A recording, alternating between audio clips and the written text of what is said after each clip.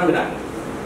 அதில் என்ன ரொம்ப இன்ட்ரெஸ்டிங்கான விஷயம்னா, அவருடைய முதல் புத்தகம், முதல் கட்டுரை கைலாசபதி அஹோ என்று சொல்லி கேசவனை உச்சத்தழுவி முத்தம் கொடுத்து எழுதியிருக்கிற அந்த முன்னுரை ரொம்ப முக்கியம். அவர்கள் இருக்கக்கூடிய 4 கட்டுரைகளில் 2 கட்டுரைகள். அதில் ஒன்று வந்து சங்ககாலத்தில், குறிப்பாக புறநானூற்றில் இந்த போர் பற்றி பேசப்படுகிறதனுடைய விஷயங்களை பற்றி விரிவாக பதிவு செய்கிறார். இந்த போர் என்பதை நாம் எப்படி பார்க்க வேண்டும், அந்த என்ன பிரச்சனைன்னா, இப்போ சங்க இலக்கியங்களை பற்றி ஆராய்ச்சி பண்ணுறப்ப நிறைய ப்ராப்ளம் இருக்கிறது. ஏன்னா அந்த புறநானூறுங்கிற ஒரு டெக்ஸ்டே 3 வெவ்வேறு காலத்து டெக்ஸ்ட்னு சொல்கிறோம். நாங்கள் வெவ்வேறு காலத்தில் எழுதப்பட்ட வெவ்வேறு டெக்ஸ்டை சேர்த்து ஒன்றா தள்ளி விட்டாங்க. அப்புறம் அந்த புறநானூற்றில் இருக்கிற அந்த அடிக்குறிப்புகள் எல்லாம் நிறைய பூந்து விளையாடிட்டாங்க. பிற்காலத்தில் அந்த தொகுத்தவங்க அதை நிறைய சேர்த்து விட்டாங்க. அவங்க என்ன முட்டாளா, நாங்கள் ஒரு தொகுக்கிற வேலை செய்யறப்ப தங்க பங்கையும் அதை செய்யணுமா இல்லையா? அது வந்து அவங்களுடைய புலமைத்துவத்தினுடைய பதிவு. அதை நான் தப்புன்னு சொல்ல மாட்டேன். இந்த பாட வேதம் அப்படின்னு சொல்றது தப்பு. ஒரு டெக்ஸ்ட் எடுத்து ஒருத்தன் எழுதுறான், அதை பதிப்பிக்கிறான்னா இவனுடைய திறமையை அதை காட்டணுமா? அப்ப நடுப்புற ஒரு பாட்டை எழுதி அதில் வச்சுக்கிற வேண்டியதுதான். அப்போ அந்த பாட்டை அந்த கம்பராமாயணம் சொல்லுவானுங்க. கம்பன் தான் சொல்லுவாங்க. ரொம்ப இன்ட்ரெஸ்டிங்கான ஒரு கோட்டு. எங்கேயோ கம்பராமாயணம் சொற்பொழிவு நடத்திட்டு இருந்தாங்களாம். அப்போ கம்பன் நடந்து போயிருந்தாராம். பக்கத்தில் ஒருத்தரும் போயிருந்தாராம். அப்போ ஒருத்தர் அந்த பக்கத்தில் போய் கொஞ்சம் நாள் கேட்டாராம். அந்த பக்கத்தில் கேட்டாராம், என்ன உங்க பாட்டை தானே எல்லாம் பேசிக்கிட்டு இருக்காங்க? ஆமாமா, என்னுடைய பாட்டு 1-2 சொல்றான்.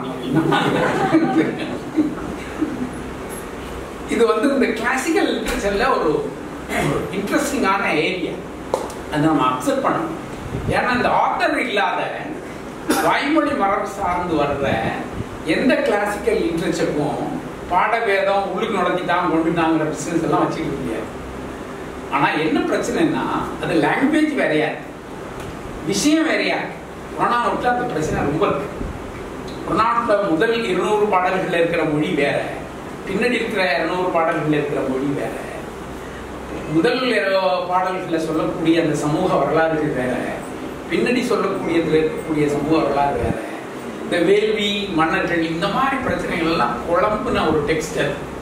இப்போ கேசவன் அந்த விஷயத்தை கவனத்தில் எடுத்திருக்க வேண்டும். ஆனா அவர் இந்த கட்டுரை எழுதின காலத்துலலாம் இப்படியான டிஸ்கஷன்லாம் ரொம்ப பெருசா வரல. இப்பதான் நிறைய வருது. இப்பதான் இளம் மாணவர்கள் நிறைய எங்க மாணவர் ஸ்டேட் உருவாக்குற காலம். அந்த புறநானூறு தமிழ் சமூக வரலாற்றுல இந்த அரசு உருவாக்கம் உருப்பெறுகிற காலம். இந்த அரசு உருவாக்கத்துல பல்வேறு வகையான சமச்சீரற்ற சமூகமாக தான் உருவாக்கும். ஒரு பக்கம் சின்ன குட்டி குறுநில மன்னர் இருக்கான், இன்னொரு பக்கம் சாதாரண ஆட்கள் தான், இன்னொரு பக்கம் ரொம்ப வளர்ச்சி அடைந்தவங்க தான். இப்படியான பல்வேறு இன்னொரு பக்கம் பார்த்தீங்கன்னா தொல்பழங்குடி மக்கள் இருக்கிறாங்க. இந்த ஒரு பக்கம் பார்த்தாங்க ஒரு இனக்குழுக்கள் இருக்கிறாங்க. இன்னைக்கு கூட அதுதான். அப்ப இந்த சமச்சீரற்ற அந்த சமூக அமைப்புக்குள் இந்த இந்த மன்னர்கள் என்று சொல்லக்கூடிய மன்னர் உருவாக்கம், அந்த உருவாக்கத்தை முதன்மைப்படுத்தி பேசுவதற்கான ஒரு காரணியாக இந்த போர்கள் பற்றிய பேச்சை இந்த புலவர்கள் கட்டமைக்கிறார்கள். இப்ப என்ன பிரச்சனைனா, இந்த அந்த மாதிரி போர்கள் எல்லாம் நடந்ததா, அப்படி அடிச்சுட்டாங்களா, செத்தாங்களா, இப்படியான விஷயங்கள் எல்லாம் வந்து அந்த டெக்ஸ்டை வந்து நம்ம ஆட்கள் வந்து 100க்கு 100 என்னமோ நேரா பார்த்தது மாதிரி கையில் எடுத்துக்கலாம். அது ஒரு அபத்தம். ஆனா ஒரு டெக்ஸ்டை இந்த புலவன் சொல்றதுக்கு என்ன பின்புலம் இருந்து உண்டு. அதுல இவருடைய கேசவனுடைய அனாலிசிஸ், நூற்றுக்கணக்கான கூட்டு சமுதாயங்கள் தமக்குள்ளே முட்டி மோதிக்கொண்டதன் விளைவாக வேந்தர்கள் உருவெடுக்கின்றனர். கூட்டு சமுதாயங்கள் எல்லாம் காட்டுப்பகுதிகளையும் மலைப்பகுதிகளையும் மட்டுமே ஆளுகை செலுத்தின. ஆனால் வேந்தர்கள் நிலமும் மென்புலமாக இருந்தது. நல்ல இது விவசாயம் பண்ணக்கூடிய நிலமாக இருந்தது. அதாவது இந்த சமூகத்தில் மாறிய உற்பத்தி சாதனமான மருதநில வயல்களாக இருந்தன. இவர்கள் இந்த மென்புலங்களை சார்ந்தவர்கள் இப்படியான வன்புலங்களில் இருக்கக்கூடிய மக்கள் மீதும் அவர்கள் மீதும் நடத்தக்கூடிய அதிகார முரண்கள், போர்கள் என்று அவர் பல சான்றுகளை முன்னெடுத்து சொல்றார். கட்டுரை வந்து சங்கலிக்கம் பற்றியான குறிப்பாக அந்த எப்படி வந்து போர்கள் நிகழ்த்தப்பட்டன, அதுக்கும் நில உறவுக்கும் உள்ள உறவு என்ன, அந்த நில உற்பத்திக்குள்ள சமூக உற்பத்தியில குறிப்பாக அரசு உருவாக்கம் எப்படி வந்தது, அந்த அரசு உருவாக்கத்தை நம்முடைய புறநானூற்று டெக்ஸ்டுக்குள்ள எப்படி பார்க்கலாங்கிறதெல்லாம் பற்றி நிறைய அது ரொம்ப முக்கியமான ஒரு விஷயம். அதே போல இந்த புலவர்களுக்கும் அரசர்களுக்கும் இருந்த உறவு பற்றியும் இன்னொரு கட்டுரை இருக்கு. அது ரொம்ப ஒரு இன்ட்ரெஸ்டிங்கான கட்டுரை. இந்த புலவர்கள் எந்த புலவர்கள் செல்வாக்குடையவனாக இருந்தால் கிழார் என்று சொல்லக்கூடிய ஒரு புலவர், அந்த கிழான் யார், கிழாருங்கிற சொல்லினுடைய பிற்கால பொருள், உரிமையுடையவன், வசதியானவன், நிலத்துக்கு சொந்தக்காரன், இந்த தன்மை ஏன் புலவர்களுக்கு இருக்கு? கோவூர் கிழா ஏன் புலவர்களுக்கு இந்த கிழாருங்கிற சொல் உருவாகுது? அப்ப அந்த உருவாக்கத்தின் ஊடாக அந்த புலவர் சமூகம் என்று சொல்லக்கூடிய சமூக அமைப்புக்கும் அன்றைக்கு உருவான உருவாக்கத்தில் உருவான அரசர்களுக்குமான இந்த உறவு பின்புலங்களினுடைய பல பரிமாணங்களை அந்த கட்டுரை சொல்றார். நல்ல கட்டுரை, ரொம்ப சுவைச்சு படிக்கலாம். எப்படி இந்த புலவர்கள் இந்த மன்னர்களோட உறவு கொள்றாங்க, எதுக்காக உறவு கொள்றாங்க, இந்த உறவு கொள்வதனுடைய தன்மை என்ன, அதனுடைய சமூக காரணங்கள் என்ன, அந்த சமூக காரணங்களை நாம் எப்படி புரிந்து கொள்ள வேண்டும் என்பது பற்றியெல்லாம் விரிவாக பேசிட்டார். நான் எம்ஏ படிக்கிற காலத்திலேயே வேலைக்கு சேர்ந்த காலத்திலேயே இந்த புத்தகங்களை எல்லாம் ரொம்ப விரிவாக படித்து மாணவர் மத்தியில் மிக விரிவாக அறிமுகப்படுத்தியதன் விளைவாக நாங்கள் ஒரு எலாசபதி, சிவத்தம்பி, கேசவன் இந்த மரபு சார்ந்து சங்க இலக்கிய வாசிப்பு முறைமைகளை உருவாக்குவதற்கு கேசவனுடைய இந்த 2 கட்டுரைகள் மிக முக்கியமானது. இந்த 2 கட்டுரைகள் மூலமாக கேசவன் என்ன சாதித்திருக்கிறார் சொன்னால், ஒரு பண்டைக்கால தமிழ் சமூகத்தினுடைய சமூக வரையறையை ஒரு பகுதியாக புலவர்கள் என்ற பகுதியிலும் போர்கள் என்ற பகுதியிலும் நாம் எப்படி புரிந்து கொள்ள வேண்டும், அதற்கான தரவுகள் அந்த பாடல்கள் எப்படி இருக்கின்றன என்று பற்றி சொல்கிறார். இதனுடைய தமிழ் சமூகத்தினுடைய இந்த வரலாறு தொடர்பாக அடுத்த கட்டத்தில் அவர் இதே புத்தகத்தில் இருக்கக்கூடிய இன்னொரு முக்கியமான கட்டுரை, இந்த சங்கம் மாயையும் உண்மையும் என்று சொல்லக்கூடிய ஒரு கட்டுரை. இந்த சங்கம் இருந்ததா இல்லையா என்று பேசுது. இதெல்லாம் பல பேர் பல ஆங்கிள் டிஸ்கஸ் பண்ணியிருக்காங்க. ஆனால் சங்க காலத்தில் இந்த குறிப்பாக பக்தி இலக்கியங்களில் இருக்கக்கூடிய தரவுகளை அடிப்படையாக கொண்டு பக்தி கால சமூகத்தில் இந்த நிறுவன உருவாக்கம் என்பது எப்படி வருகிறது, அதில் சங்கம் என்கிற ஒரு இன்ஸ்டிடியூஷன் அவங்களுக்கு எதுக்கு தேவைப்படுது, அப்போ அந்த சங்கம்ங்கிற இன்ஸ்டிடியூஷனை பௌத்த சமண சங்க மரபுகளிலிருந்து திறமில சங்கம் என்று சொல்லக்கூடிய ஒரு சங்கம் எப்படி இந்த பக்தி இலக்கிய குறிப்பாக இந்த திருநாவுக்கரசர் போன்றவர்கள், அவருக்கு பின்னாடி வரக்கூடியவர்கள், குறிப்பாக இந்த சங்க உருவாக்கத்தில் மிக முக்கியமான பங்களிப்பு செய்த தமிழ் டெக்ஸ்ட் இறையனார் கலவியல் உரைங்கிற ஒரு டெக்ஸ்ட். அது ஒரு 9ஆம் நூற்றாண்டுலேருந்து 11ஆம் நூற்றாண்டுக்குள்ள உருவான டெக்ஸ்ட். அதுதான் 3330 புலவன், 3340 அரசன், 3330 இப்படி ஒரு பயங்கரமான இன்ட்ரெஸ்டிங்கான இந்த கால்குலேஷன் நம்பர் போடும். இந்த நம்பரிங் எப்படி போட்டாங்க, எப்படி கண்டுபிடிச்சாங்க, என்ன விஷயங்கிறதெல்லாம் ரொம்ப வெரி இன்ட்ரெஸ்டிங்.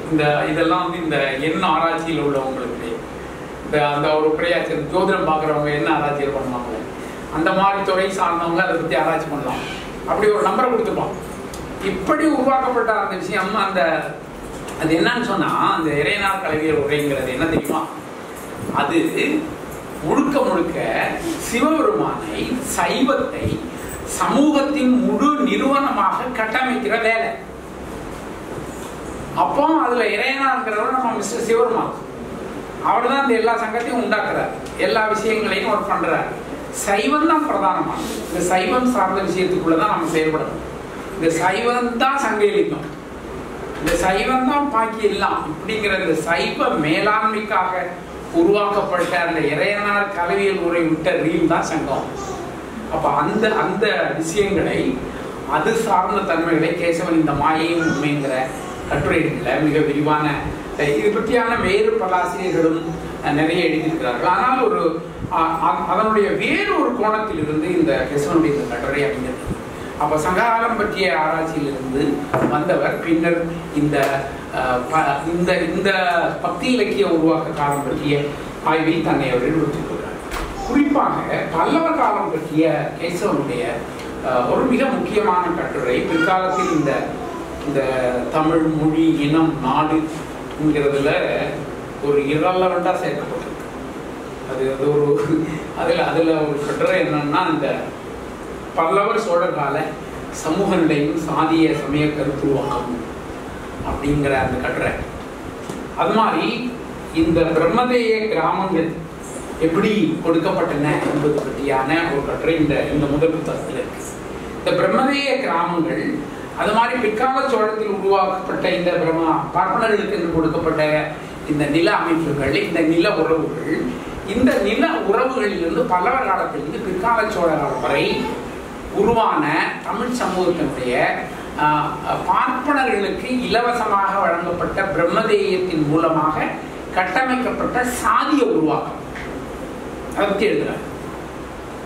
அப்ப தமிழ் சமூகத்துல அந்த கிபி 7ஆம் நூற்றாண்டு தொடக்கம் 12-13ஆம் நூற்றாண்டு வரை உருவான மிக உச்சமான இந்த அரச அதிகார மரபு உருவான காலத்துல எப்படி பார்ப்பனியர்களுக்கு இந்த நிறைய கிராமங்கள் ஒதுக்கப்பட்ட பிரம்மதேய கிராமங்கள், அந்த கிராமங்களின் ஊடாக அந்த கிராமங்கள் எப்படி இருக்க வேண்டும் என்ற வரையறை செய்யப்பட்டது.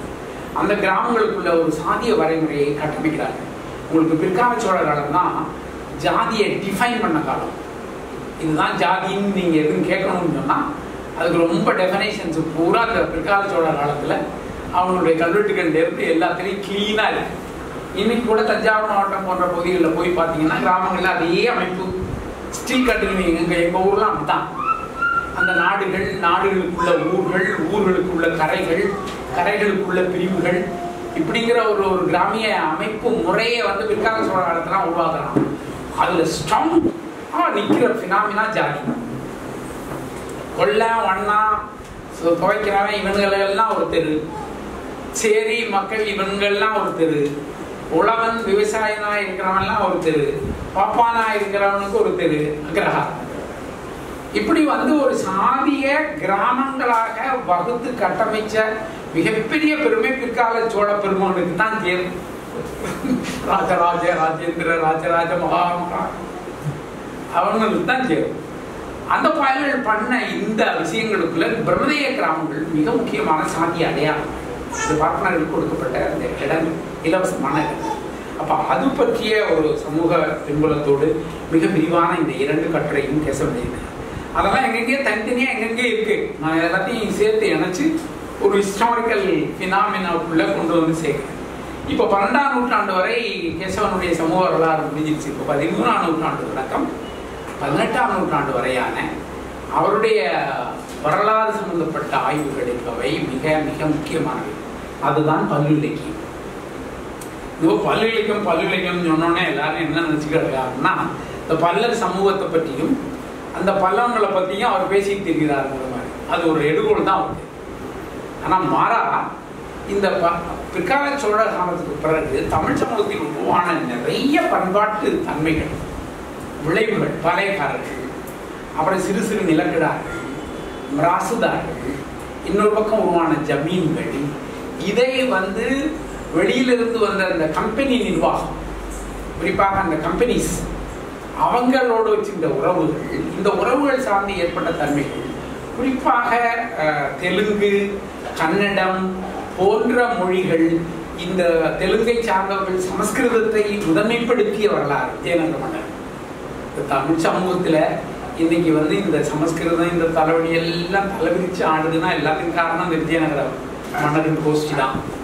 அவனுங்க தான் அந்த இளவை எல்லாத்தையும் கொண்டாந்து இங்க இறக்கணும். முழுக்க பல்லவர் காலத்துல கொஞ்சம் கொஞ்சமா இருந்ததை முழுமைப்படுத்தினதுல இவனுக்கு பெரிய ரோல் உண்டு. அந்த நாயக்கங்களும் பின்னாடி வந்தவனுங்களும் ரொம்ப சுகபோகமா வளர்ந்துருக்காங்க. அதுல தமிழ் இசை, தமிழ் நடனம், தமிழ் கலை, இந்த மாதிரி நிறைய துறைகள் சார்ந்த அந்த இணைப்பு, அது சார்ந்த சமூக வரலாறுலாம் ரொம்ப சுவையான விஷயம்.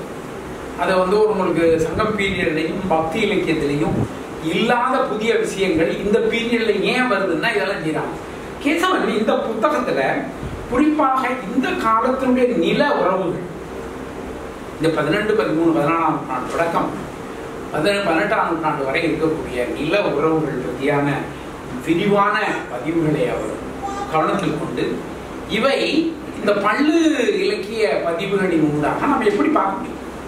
இந்த ஒவ்வொரு பள்ளு இலக்கியத்திலையும் இந்த நில உறவுகள்ல அவங்க இருக்கிற தன்மைகள், அதில் எப்படி அவங்க செய்யறாங்க, அப்ப அது சார்ந்த நிலவுடைமை பண்பாடு என்பது தமிழ் சமூகத்தில் எவ்வளவு வேரூன்றி இருந்தது, அதனுடைய ஒரு யதார்த்தமாக இந்த பிரபந்த இலக்கியங்கள் எல்லாம் எப்படி கட்டமைக்கப்பட்டன. அது அது பிரபந்த இலக்கியங்களா இருக்கக்கூடிய அந்த பரணியா இருக்கலாம், அல்லது என்ன சொல்றது குறவஞ்சியா இருக்கலாம், அல்லது பல்லா இருக்கலாம், அல்லது இப்படி இருக்கக்கூடிய ஏறக்குறைய ஒரு 230 லிஸ்ட் இருக்குது, 1-2 இல்லை.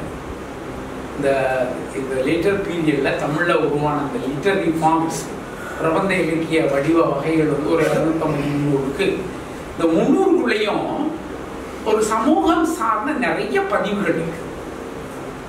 அந்த பதிவுகள்ல முக்கியமான பதிவாக பள்ளி இலக்கியத்தில் இருக்கக்கூடிய பதிவை இவர் முதன்மைப்படுத்துவது என்பதும், அதுல ஏன் இந்த பள்ளி இலக்கியத்தை பற்றி ஆராய்ச்சி அவர் முதன்மைப்படுத்துறார் அப்படின்னு சொன்னா, லேண்ட் நில உறவுகள் எப்படி வருது, அந்த நில உறவுகளோட இந்த குறிப்பிட்ட உழவு சாதியாகிய நிலத்தில் வேலை செய்யக்கூடிய கூலி விவசாய தொழிலாளியாகிய பள்ளர்கள் வாழ்க்கைய இவங்க ஏன் பிரதானமா எடுக்கிறாங்க, இந்த பள்ளர்களை இறுதியில ஒவ்வொரு பள்ளுகளையும் அவனை வைணவனா எப்படி மாத்துறாங்க, அதான் அதுல பிரச்சனையே. கடைசியில போய் பார்த்தா இந்த பல்லர் வந்து நம்ம திருமாலையும் வைணவரையும் வழங்கிட்டு நமக்குள்ள சண்டை வேண்டாம்னு போயிடுவாங்க.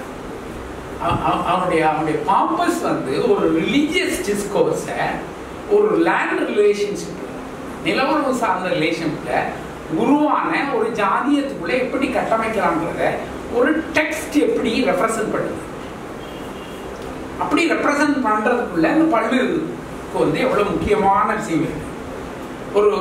ஒரு நிலமானிய உறவை பற்றி நீங்கள் தெரிந்து கொள்ள வேண்டும் என்று சொன்னால் பள்ளி இலக்கியத்தை பற்றி, அப்போ நில உறவுகள் சார்ந்த பல விஷயங்களை நாம புரிந்து கொள்வதற்கான ஒரு தன்மையை இந்த இலக்கியங்கள் எப்படி எல்லாம் சொல்லுகிறது பற்றி மிக விரிவாக பதிவு செய்திருக்கிறார். அது நாம அந்த இவங்களை பத்தி பேசுறோம். இதுல என்ன பிரச்சனைன்னா, அந்த பல்லர்களை பத்தி ஒரு பெரிய போஸ்ட் ஒன்று கிளம்பியிருக்காங்க. எங்களை வந்து பல்லர்னு சொன்னீங்கன்னா உதப்பேன்னு சொல்லி, நாங்கள் வந்து உலகவர்கள் விவசாயிகள், இந்த கிருஷ்ணசாமி கோஷ்டி தேவேந்திர குல வெள்ளாளர்கள், எங்களை வந்து இழிவா சொல்லக்கூடாது, எங்க பேரனை மாத்தணும், இந்த கிருஷ்ணசாமி நடத்துற கூத்து இருக்க, இந்த கூத்து இந்த டெக்ஸ்டுக்குள்ள படிச்சு பார்க்குற பொழுது ரொம்ப இன்ட்ரெஸ்டிங்கா இருக்கு. அடா பாமிங்க என்ன அயோக்கியத்தனம் பண்ணிட்டு கிடக்கான், அவனை டாக்டர் படிக்க வச்சது தப்பா போச்சு.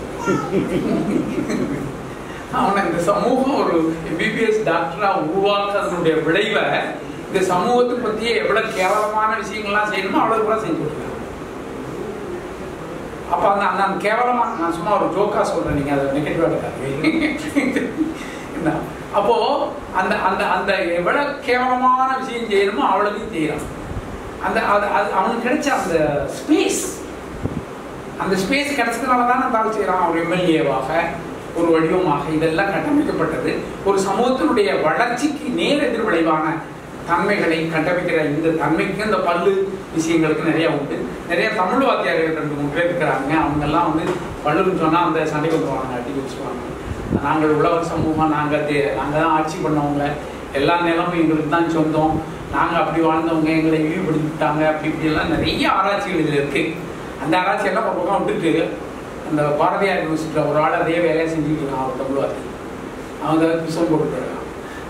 அந்த மாதிரியான விஷயத்தெல்லாம் அந்த பக்கம் தூக்கி வச்சுட்டு ஒரு 15, 16, 17ஆம் நூற்றாண்டினுடைய தமிழ் சமூகத்தினுடைய நில உறவுகளும் அதில் சாதிய உறவுகளும் அந்த சாதிய வடிவங்கள் இருந்த பல்லர் சம்பந்தப்பட்ட விஷயங்களை பற்றிய மிக விஷயமான விஷயங்கள் அவர் சொல்றார். 16, 17, 18 ஆகிய நூற்றாண்டுகளில் தமிழகத்தின் நிலவிய நிலமானிய தத்துவ மேலாதிக்க வடிவங்களான சைவ வைணவ சமயங்களுக்குள்ளே கிறிஸ்துவ சமயம் புகுந்தது. சாதி கட்டுமானத்தை இறுக்கமாக பேணிய நேரத்தில் இது சில சலனங்களையும் இறுக்கமாக பேணிய மாற்றங்களையும் ஏற்படுத்தியது. அந்த நேரத்தில் வைதிக சமயம் இந்த சலனங்களுக்கு ஏற்ப தன்னை சமரசப்படுத்தி புதுப்பித்துக் கொள்ள வேண்டிய அவசியம் உண்டு. கிறிஸ்டியானிட்டி உள்ளுக்கு வந்த உடனே இவங்கெல்லாம் கிறிஸ்டியானிட்டி போயிடுவாங்கிற பயம் வந்த உடனே இல்லப்பா, நீ எல்லாம் வைணவப்பா, நீ எல்லாம் சைவம்ப்பா, நீ தப்பி தவறி அங்க போய் தொலைஞ்சிடாத அப்படிங்கிற அந்த அந்த மெசேஜ் தான் பல்கலைக்கழகம். அப்போ அந்த அந்த மெசேஜுக்குள்ள இருந்த அந்த சமய வைதிக மரபுகள், நில உறவுகள், இதெல்லாம் பற்றியான விவகாரம் நல்ல புத்தகம். பல பேரும் ரொம்ப இருந்து பேசுறது. மார்க்ஸ் இவங்களெல்லாம் வந்து என்னமோ கூட்ட பூந்து இதனுடைய அந்த அடி வேற விட்டுட்டு வேற விஷயங்களை பற்றி பேசியிருக்கிறாங்க. அவங்கள அப்படி சொல்லலாமா, இவங்களை எப்படி சொல்லலாமா, இந்த அதிர்ச்சி மதிப்பீடுகள் சார்ந்த கட்டுரை எழுதுவது என்பதில் தமிழ்நாட்டில் ரொம்ப முக்கியமான ஆள் வந்து வெடிச்சாங்க. அவர் தான் இந்த வேலையை தொடங்கினார். கேசவன் சொல்லியிருக்கிறது எல்லாமே தப்பு, அந்த புத்தகத்தையே டிசோன் பண்ணணும் அப்படின்னு எழுதிட்டே கிடக்காரு. இன்னைக்கு வரை அதில் அதை என்ன அவர் சொல்கிற காரணம் என்னன்னா, இதில் இருக்கிற ஃபேக்ட்ஸ் தப்பா, இவர் கொடுத்துருக்கிற தரவுகள் இருக்கு இல்லையா, அந்த தரவுகள்லாம் கிடையாது. தரவுகள்லாம் தப்பாக இருக்கலாம், அது ஒன்றும் பெரிய விஷயம் இல்லை. தரவுகள்லாம் ரொம்ப அக்யூரேட்டாக எடுத்து கொடுக்கறதுக்கு நமக்கு என்ன பெரிய நம்ம அக்கைவலான ஒரு ரிசர்ச் ஒரு டிஸ்பேட்டரி இருக்கா என்ன நமக்கு? எனக்கு வந்து பல்லு இலக்கியம் பற்றி ஆல் டீட்டெயில்ஸ் ஒரு மினிட் கம்ப்யூட்டரில் அடித்தா எனக்கு கிடைக்குமா என்ன? கிடைக்கிறது வாய்ப்பு இல்லை. அப்போ அதெல்லாம் கிடைக்காம அந்த புத்தகங்கள்லாம் தேடி தேடி தேடி தேடி தேடி எடுத்து அதுக்குள்ளே ஒர்க் பண்ணி இருக்கிறதுல சில ஃபேக்சுவல் மிஸ்டேக்ஸ் இருக்குங்கிறத வச்சுக்கொண்டு அந்த டெக்ஸ்டையே வந்து டிசோன் பண்ணுற அந்த மரபு இருக்கு. அப்போது சகாலம், பக்தி இலக்கியம், இந்த பிற்காலம், இதுக்கு பிறகு கேசவன் வந்து ஒரு மிக முக்கியமான ஒரு புத்தகமாக உருவாக்கி இருப்பது இந்த இந்திய தேசியத்தின் தோற்றம் என்கிற ஒரு புத்தகம். இந்த புத்தகம் இங்க ஒரு 16-17ஆம் நூற்றாண்டில் காலனியத்தின் முன் வடிவமான இந்த கம்பெனிகள், வணிக கம்பெனிகள் வருவதும், அந்த வணிக கம்பெனிகள் படிப்படியாக வளர்ச்சி அடைந்து பின்னர் ஆட்சி அதிகாரத்தை அவர்கள் 1818ஆம் நூற்றாண்டு கடைசியில் அவங்களுடைய பவர் கொஞ்சம் கொஞ்சம் குறைந்து 1857 முற்றுமுழுதாக மகாராணியாருடைய கையில் கொடுக்குறாங்க. அப்போ அது இந்த நம்முடைய நாடு வந்து பிரித்தானிய அரசினுடைய நேரடி ஆதிக்கத்துக்குள்ள வந்துருது. அப்போ இந்த 47 வரை இந்த 16-17 தொடங்கிய இந்த புதிய காலனிய வருகை நமக்கு ஒரு தேசியம் என்கிற ஒரு கட்டமைப்பை எப்படி உருவாக்கிச்சு? அதுல குறிப்பாக இந்த வெள்ளைக்கார துறைமார்களுடைய பங்களிப்பு என்ன? இந்த வெள்ளைக்கார துறைமார்கள் எந்தெந்த காலத்துல என்னென்ன வேலைகளை பண்ணாங்க, அது எப்படி ஒரு இந்த பிற்காலங்களில் எப்படியான விவகாரங்களை அது உருவாக்கி, குறிப்பாக ஜமீன்தார்கள் எப்படி உருவானார்கள்? இப்ப ஜமீன்தார்களுக்கும் கம்பெனிக்கும் என்ன உறவு? ஜமீன்தார்களுக்கும் பிரித்தானியர்களுக்கும் என்ன உறவு? அவர்கள் எப்படி பிற்காலங்களில் ஒரு ஒரு குறிப்பிட்ட தமிழ் சமூகத்தினுடைய மிக முக்கியமான அதிகார சக்திகளாக, நில உடைமையாளர்களாக அவர்கள் எப்படி மாறுகிறார்கள்? அப்படி மாறுகிற அந்த ஜமீன்தார்கள் பற்றிய வரலாறு, அதே போல பின்னணி உருவான மராசுகள் பற்றிய வரலாறு, இந்த தன்மைகள் எல்லாம் ஒரு தேசியம்ங்கிற கருத்தாக்கத்தை பின்னாடி எப்படி 20ஆம் நூற்றாண்டு தொடக்கத்தில் உருவான இந்த காங்கிரஸ் போன்ற இயக்கங்கள் அதற்கு முக்கியத்துவம் கொடுக்கிறது. அப்போ உண்மையிலேயே நமக்கு ஒரு தேசியம் இருக்குதா? சங்கராச்சாரி சொன்னது போல எல்லா பயிலையும் ஒன்னா சேர்த்து வெள்ளக்காரன் இந்துன்னு சொல்லிட்டுதான். அவ்வளவு அவனுக்கு ரொம்ப கஷ்டமா இருந்தது வெள்ளக்கார பயிலுக்கு. இவனை போய் பல்லாஸ், பிரயாஸ், பிரயாஸ் இதெல்லாம் எங்கடா போய் சொல்றதுன்னு சொல்லி எல்லாத்தையும் சொல்லி இந்துக்கு நடிச்சு விட்டான் ஒரேடியா. அதுக்கான வசதி அவனுக்கு இருந்தது. இதை பிடிச்சிட்டாங்க பிராமின்ஸ், பார்ப்பனர்கள், சங்கராச்சாரி எல்லாம் இதை பிடிச்சிட்டாங்க. இந்த அரசியல் வந்து கிபி 7ஆம் நூற்றாண்டுலேயும் வந்த அரசியல், புதுசான அரசியல் இல்லை. அப்பயே சங்கராச்சாரி தொடங்கிட்டாங்க. இந்த எல்லா கோஷ்டிகளையும் எப்படி ஒரு கோஷ்டிகளாக்குவது, அந்த ஒரு கோஷ்டி வடிவத்துக்குள்ள எப்படி கொண்டு வர்றது, அதுக்குள்ள எப்படி இந்த மத ஆதிக்கத்தை செய்யறதுங்கிற விஷயத்த மோடிக்கு தலைவனாக இருந்தவன் சங்கராச்சாரி. அதுக்கான வரலாறு நிறைய இருக்கு, சுவையா நிறைய. ஆனா இந்த வெள்ளக்கார பாயல்கள் வந்த பிறகு இந்த வெள்ளப்பார பாயல்களே பயன்படுத்தி எல்லாரும் ஒன்றுதான் அடிச்சுட்டான். ஆனா அது வந்து சங்கராச்சாரி நிறைய இடத்துல ரொம்ப நன்றி கடனோடு பதிவு பண்ணியிருக்கிறான். வெள்ளக்காரன் தான் நமக்கு இந்துன்னு ஒரு இதை உருவாக்கி வச்சான், இதனால நாம தப்பிச்சோம், இல்லாட்டினா வைணவம்பா, இவன் சைவம்பா, அவன் அது நடிச்சுப்பான், இவன் நான் வந்து குமார இதில் வந்தவன்பா, நான் வீர சைவம்பா, நான் காஷ்மீர் சைவம்பா, இப்படியெல்லாம் அடிச்சுட்டு கிடக்கிற பசங்களை பூரா ஒன்றா சேர்த்து விட்டதில் வெள்ளக்காரனுடைய பங்கு இருக்கு. இப்படியான தன்மைகள் சமூகத்தில் என்னென்ன தன்மைகளின் ஊடாக உருவாச்சுங்கிறத பற்றி விரிவான விவரங்களை தருகிறார். இந்த விவரங்கள் எல்லாம் குறிப்பாக வந்து இந்த பிரிட்டிஷ் பீரியனுடைய அந்த ஹோம் ஃபைல்ஸ் இருக்கு இல்லையா, ஆர்கைவ்ஸில், குறிப்பாக ஆவண காப்பகத்தில் இருக்கக்கூடிய இந்த பிரித்தானியர் காலத்து ஆட்சி சம்பந்தப்பட்ட நிறைய தரவுகளை இந்த ஆவண காப்பகத்தில் உட்கார்ந்து அதை எல்லாத்தையும் எடுத்து கம்பைல் பண்ணியிருக்காங்க. கம்பைல் பண்ணி எப்படி வந்து நமக்கு வந்து இப்போ பஞ்சாபில் உருவான முறைமை என்ன, வேற வங்காளத்தில் உருவான முறைமை என்ன, தமிழ்நாட்டில் உருவான முறைமை என்ன, இப்போ இந்த பஞ்சாப், வங்காளம், தமிழ்நாடு இதெல்லாம் எப்படி சேர்ந்து ஒரு தேசியமாக உருவாகுது, இப்போ தேசியத்தை இவங்க எப்படி கண்டுபிடிக்கிறாங்க, இந்திய தேசிய காங்கிரஸ் அப்படின்னு ஒரு காங்கிரஸுக்கு தேசியங்கிற ஒரு லேபிளை குத்துறாங்க, எப்படி குத்துறாங்க, இப்படி ஒரு லேபிள் குத்தப்பட்டதன் மூலமாக எப்படியான ஒரு அரசியல் செயல்பட வாய்ப்பு இருக்கு. இன்னைக்கு சொல்றாங்கல்ல பொது நீரோட்டம், பொது நீரோட்டம், டெல்லியோட சப்போர்ட் பண்ணி போறது பொது நீரோட்டங்கிறாங்க. டெல்லி இந்திய படிக்கிறது இந்திய தேசியங்கிறாங்க. நீங்க வந்து ஒரு தமிழ்நாட்டுக்கார பசங்க வந்து எப்ப பார்த்தாலும் எதிர்த்தே கிடக்குறானுங்கன்னு சொல்லி ஒரு அருவருப்பான ஜனங்களா வடநாட்டு மனநிலைமையில உள்ளவன் தமிழ்நாட்டுக்காரனை 50 வருஷமா பார்த்துட்டு இருக்கான். ஒரு வாரத்துக்கு முன்னாடி ஒரு இடத்துல வந்து ஒரு பெங்காலியை சந்திச்ச வயசானவர், வேற எவனா இருந்தாலும் பரவாயில்ல, ஒரு பெங்காலி. அவன் வந்து என்கிட்ட பேசிட்டு இருக்க இல்லையா, இம்மீடியட்டா why you people are opposing Hindi அப்படின்னு அப்படியே நான் அடிக்கிற மாதிரி கேட்கறேன். என்னடா இவன் எப்படி கேட்கறானே அப்படின்னு.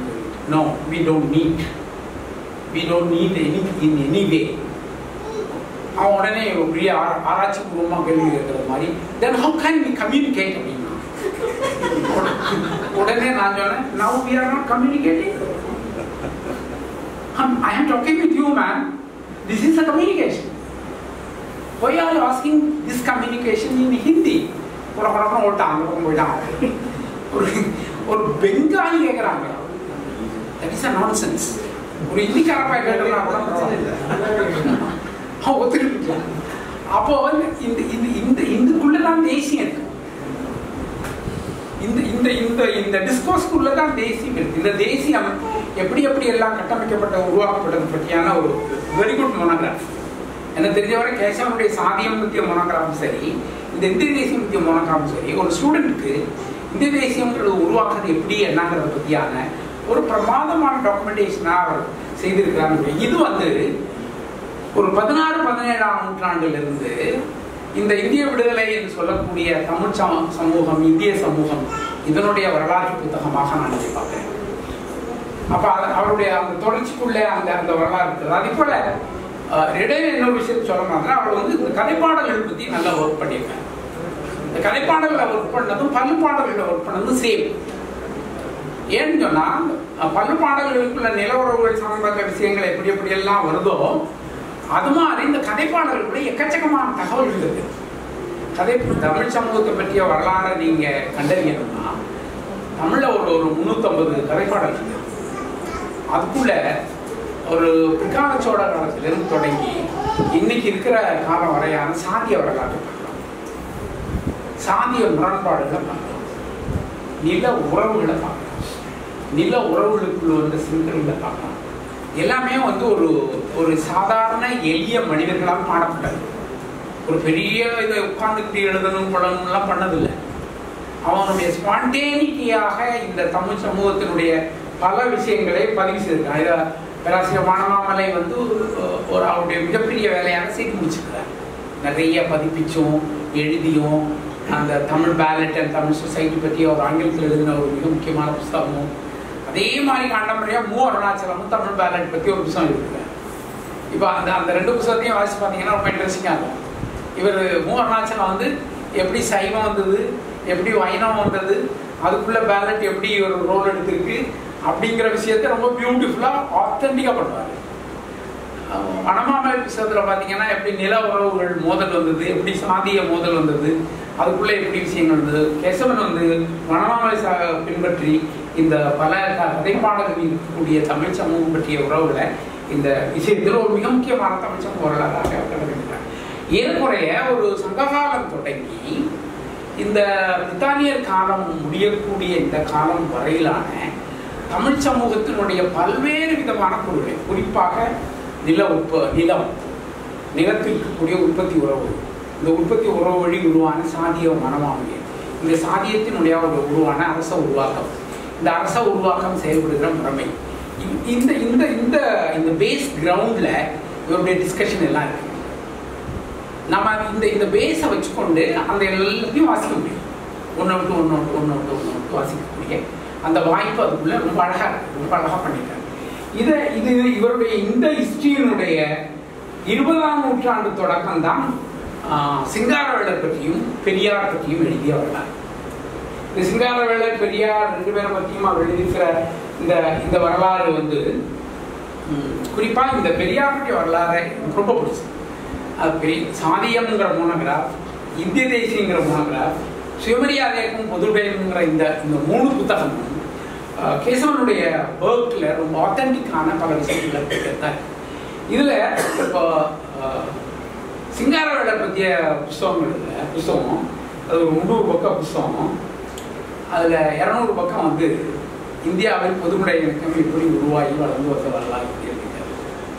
கேசவனோட ஒரு பெரிய பிரச்சனை என்னன்னா, எங்க நண்பர் ஒருத்தர் சொல்லுவார், மதிவானன்னு திருச்சி பல்கலைக்கழகத்தில் ப்ரொஃபஸராக இருந்தார். கேசவன் என்ன பண்ணுவார் தெரியுமா? ஒரு முலையை ஒரு இடத்துல அடிச்சுவார், அதில் ஒரு நீண்ட கயிறை கட்டி விட்டுருவார். அங்கே ஒரு மாடை கட்டி விட்டா அது ரவுண்ட் பண்ணிட்டே வரும் அப்படின்னு கேசவனுடைய ரிசர்ச் அவர் கொஞ்சம் கிண்டல் பண்ணுவார். அதில் உண்மை இல்லாமல் இல்லை.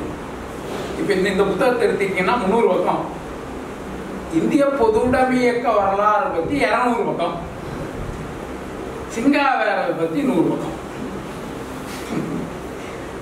இப்போ இதை வந்து நான் இந்த புத்தகத்தை இந்திய பொதுவுடைமை இயக்க வரலாறுக்காக படிக்கிறதா சிங்காரவேலருக்காக படிக்கிறதா, இந்த பிரச்சனை. அது என்ன, அவருடைய ரொம்ப ஆசை, அவர் நிறைய டேட்டாஸ் கலெக்ட் பண்ணி ஒரு டேட்டாஸையும் விட்டுறவே கூடாதுங்கிறதுல ரொம்ப தீவிரமா இருக்கு. அது ஒரு பக்கம் பார்த்தா ரொம்ப அவருடைய அந்த கமிட்மெண்ட் வந்து ரொம்ப சோ டீப்.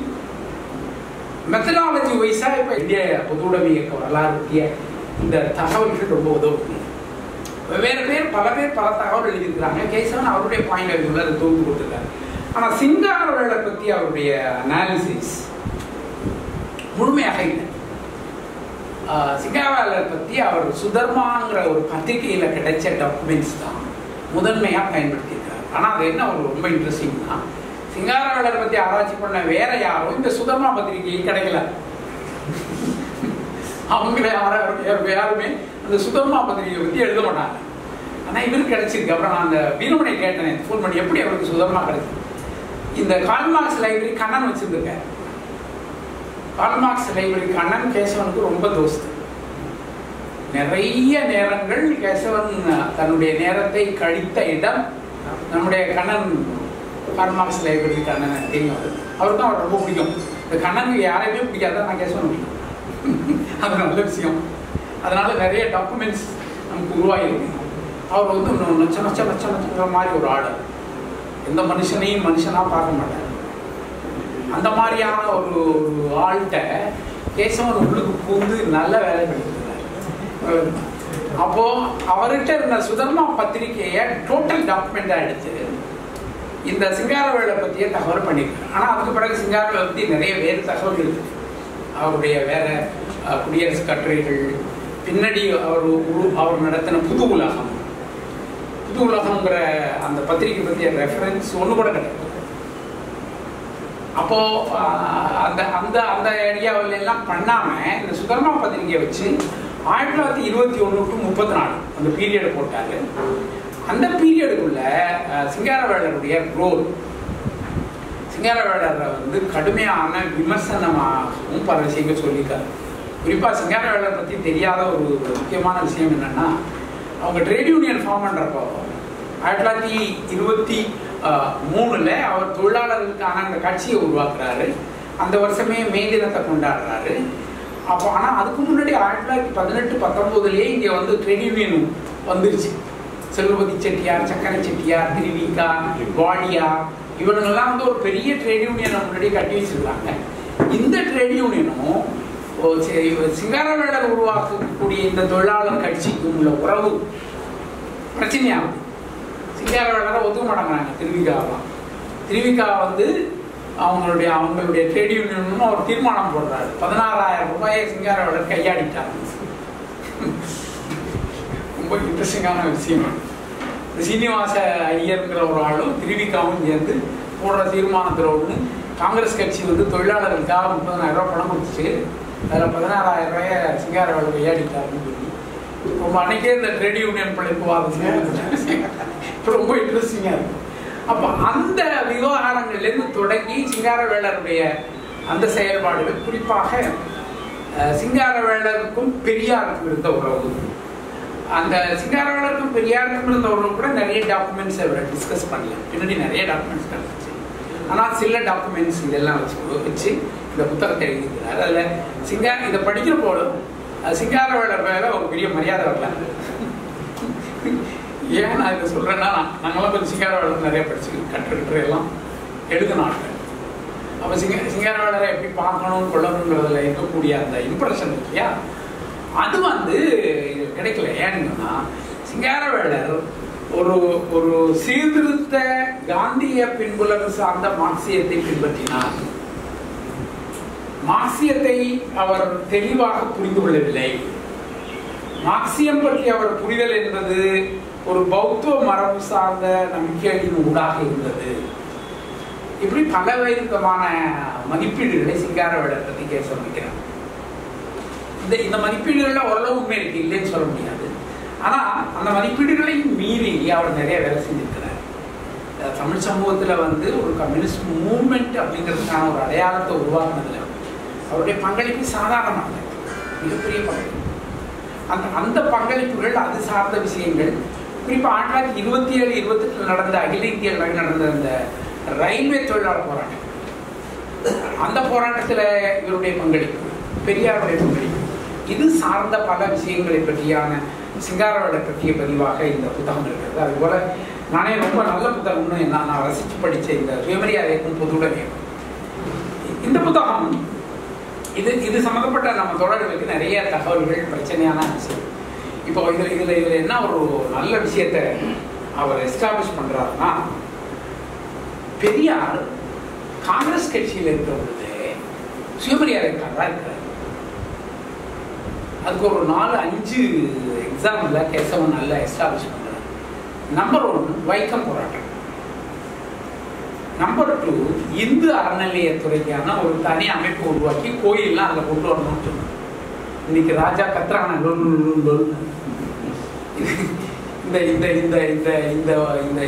என்ன சொல்றது, இந்த யூஸ்லெஸ் பொறுக்கி இன்னைக்கு இந்த அறநிலையத்துறை அடிக்கணும்னு சொல்றானே, இது ஸ்டார்டிங் பாயிண்ட் பெரியார். இதை உருவாக்கினார் காங்கிரஸ் கட்சி.